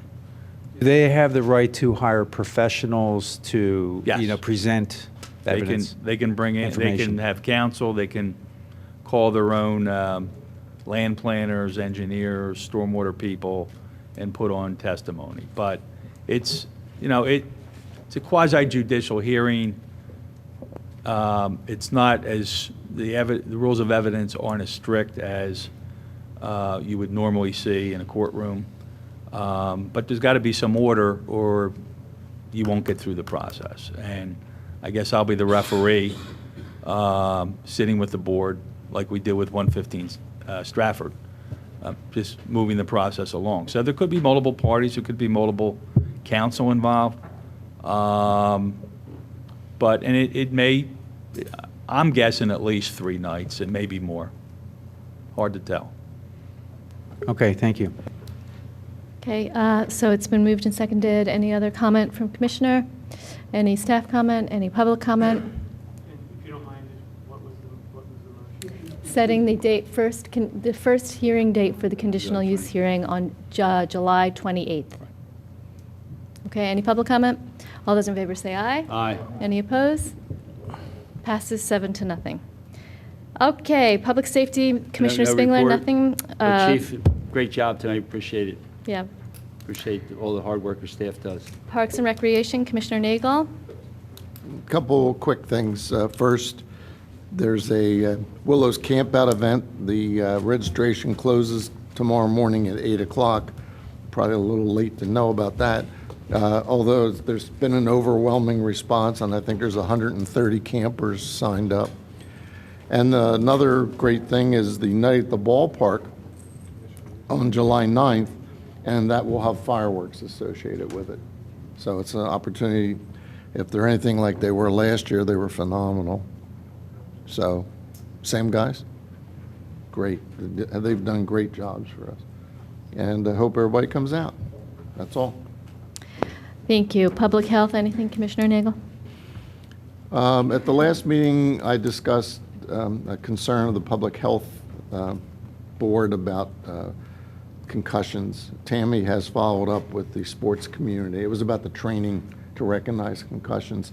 So far, the feedback is very positive from the different sports groups, and Tammy is also making sure that all our programs are also properly included, that they have some training on recognizing concussions and make sure that, if a kid's concussed, you don't send him back in. They're done. So that was really positive, and thanks to Tammy for that quick work, and she's still got a little more to do, but that was pretty positive. Thank you. Okay, is there any old business? Yeah, I would just like to, one item I've been trying to get on the agenda for a long time is no solicitation after 8 o'clock. It's going to be light up until 8:45, 10 of 9, but Then as soon as you get July, August, it starts getting dark again. You get the summer guard, you do away with daylight saving time. People should not be knocking on doors after 8 o'clock. So I would just like to put on a consent agenda just to change the ordinance, just one item, change it from 9 to 8. Because people have complained to me over and over again, people knocking on the door at 10 and 9. And it's just not appropriate for people to be doing that. So I would just like the consent agenda, just change it from 8 to 9, not to get in the ordinance, not change anything else. Just that simple change I would appreciate. Well, I think it's simple, but you have to change the ordinance to change the time, right? Yeah, but on the consent agenda, we could just change the ordinance from 9 o'clock to 8 o'clock. I think it's reasonable. Okay, well, we can go ahead and arrange for that, and if any commissioner disagrees, they can pull it from the agenda, and we'll have a discussion then. Okay, any new business? Madam President, if I may, one item we're going to try to up the public's awareness of is with trash collection. Two items in particular. One is on our yard waste pickup. There are individuals throughout the community that are putting non-yard waste items in the yard waste, which is broken clay pots, bolts, shoes, other things in there, garbage to try to mix in there. It is starting to take a toll on our tub grinder with the hammers that are within there. I know we just recently got a PO approved for $700, but also too on the recycling. We're also getting trash in the recycling. Non-recyclable items are ending up in there. And it's something with Public Works, we'll start stickering a lot of this because again, it becomes contaminated loads. So this is something that on the Public Works side with the trash guys, more awareness of this, but also too is we will be starting to not pick up these particular items because they are contaminated and they don't fall within the parameters of yard waste or trash being mixed in with recycling. I know we recently had something where someone put T-shirts for recycling, which is not recyclable items. So that's something, the public awareness, we're going to push that.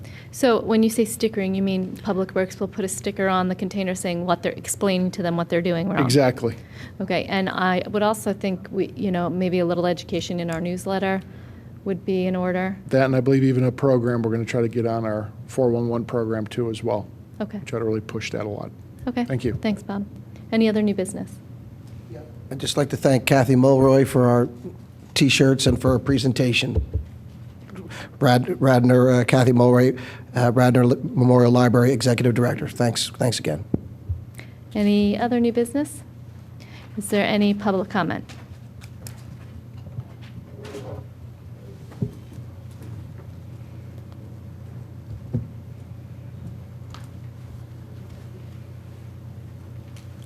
Good evening. Dan Sherry, Wayne.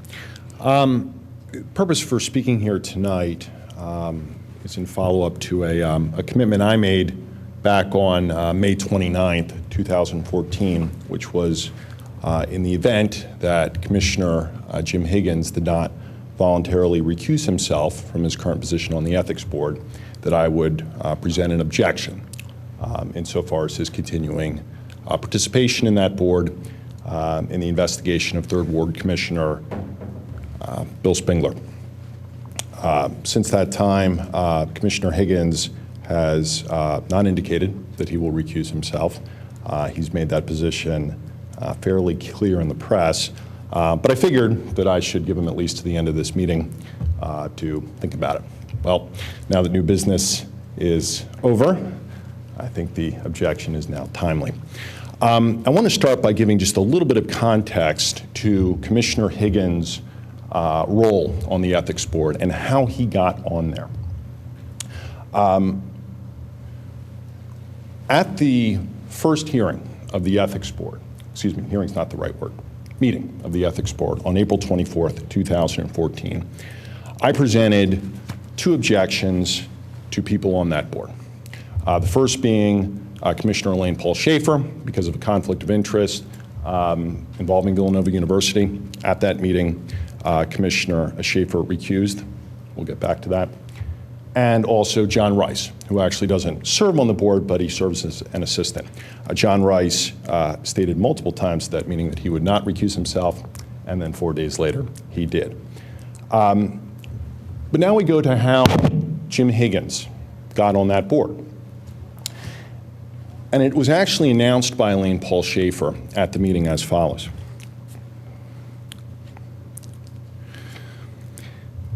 My colleague, the vice president of the board, has very graciously offered to serve in my stead. That's what Commissioner Schaefer stated. I then asked, is there an actual process for this? We all know, in fact, it happened tonight, that when Commissioner Schaefer needs to leave a meeting or recuse herself, that the vice president steps in as parliamentarian, but he doesn't assume her vote. I was told by John Rice at the meeting, quote, nothing in the ethics code, there's nothing in the ethics code that addresses this issue. And so Commissioner Higgins becomes part of the ethics board at that point. What then becomes known, and when I say becomes known at the end of May, at least publicly, is that back in late March, more than a month before the ethics board meets, a criminal complaint is filed against Commissioner Higgins. I didn't know about that at the time. Had I known about it at the time, I would have objected to Commissioner Higgins serving in the ethics board. And here's why. The ethics board, for those who don't know, is not like a jury that comes in and convenes with all new people. It's the same people. They serve for a 5-year term.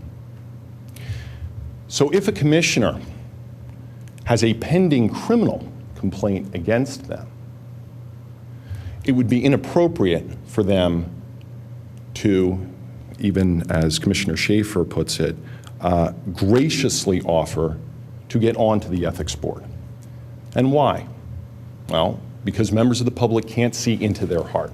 They don't know whether or not the commissioner is doing it because he's just graciously offering to do it, or alternatively, because he wants to ingratiate himself or herself and develop relationships with people on that ethics board. Also, just so there is no confusion, if you are in violation of any law, any criminal law, you are in violation of the charter, and that's an ethics complaint. I'll quote from you the exact words of the charter. And this is responsibilities of public officers and employees. Public officials and employees are agents of public purpose and hold office for the benefit of the public. Mr. Sherry, what section are you reading, just so I can follow your thinking? Okay. Which section are you on? It's actually not my thinking, it's the express language of the charter. Excuse me, this would actually be the code, and it's 39/2, responsibilities of public officers and employees. And in fact, just so we can follow along relatively easy. It's the code, This is the specific request I made for recusal. I submitted this to counsel for the ethics board as well as Commissioner Spengler's counsel and told him to pass that along. But just so everyone can follow along, I've made some copies.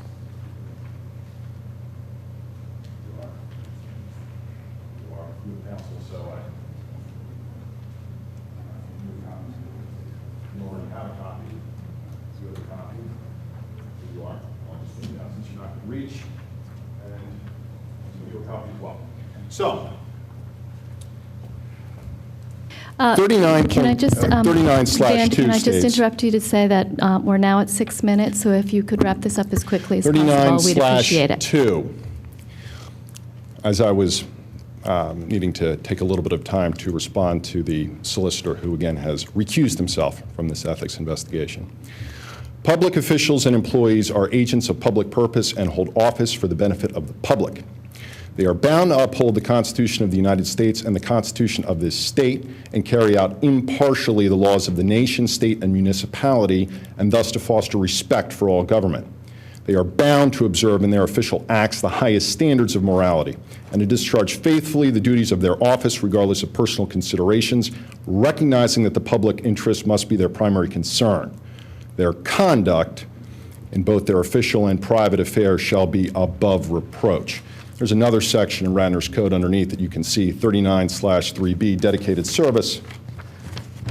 Officials and employees shall under no circumstances exceed their authority or breach the law or ask others to do so, and they shall work in full cooperation with other public officials and employees who are so directed by the appropriate township authority, unless prohibited from doing so by law or by officially recognized confidentiality of their work. Final section in the charter, which will become clear in a second. 2.09H, Meeting Procedures Administrative Policy. Administrative policy, it is the intent of this charter that the board shall act as a body in relation to all township matters. No commissioner acting individually shall seek to publicly or privately to direct the actions of township officials and employees. That would, of course, include police officers. Now, when it comes to Commissioner Higgins, what he is accused of, Mr. Sherry, in terms we're of at what is 8 minutes. reported in the If you could press. please wrap up I within would the also next note that minute. Commissioner Schaefer has also recused herself insofar as this ethics investigation of Bill Spingler, which this is part and parcel of. So you're while I going appreciate to, Dan, the- you're going to base the this trust- on an article in a newspaper that's pure hearsay? John. Pure hearsay. I guess. Well, guess John what? Nagel, John Nagel Your now has- time's up. Well, I understand that Commissioner Nagel apparently has remembered his watch, even though he appears to have not brought a tie to this meeting. But if I could continue just for a little bit in terms of what Commissioner Higgins is accused of in what appears in the press.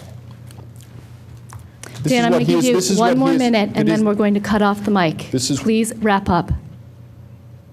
My goodness. This is what Commissioner Higgins, who is accused of a month before he generously offers to serve on the Ethics Board in the mainline media news. This is quoting from the person who filed the criminal complaint against Commissioner Higgins. For harassment and trespassing.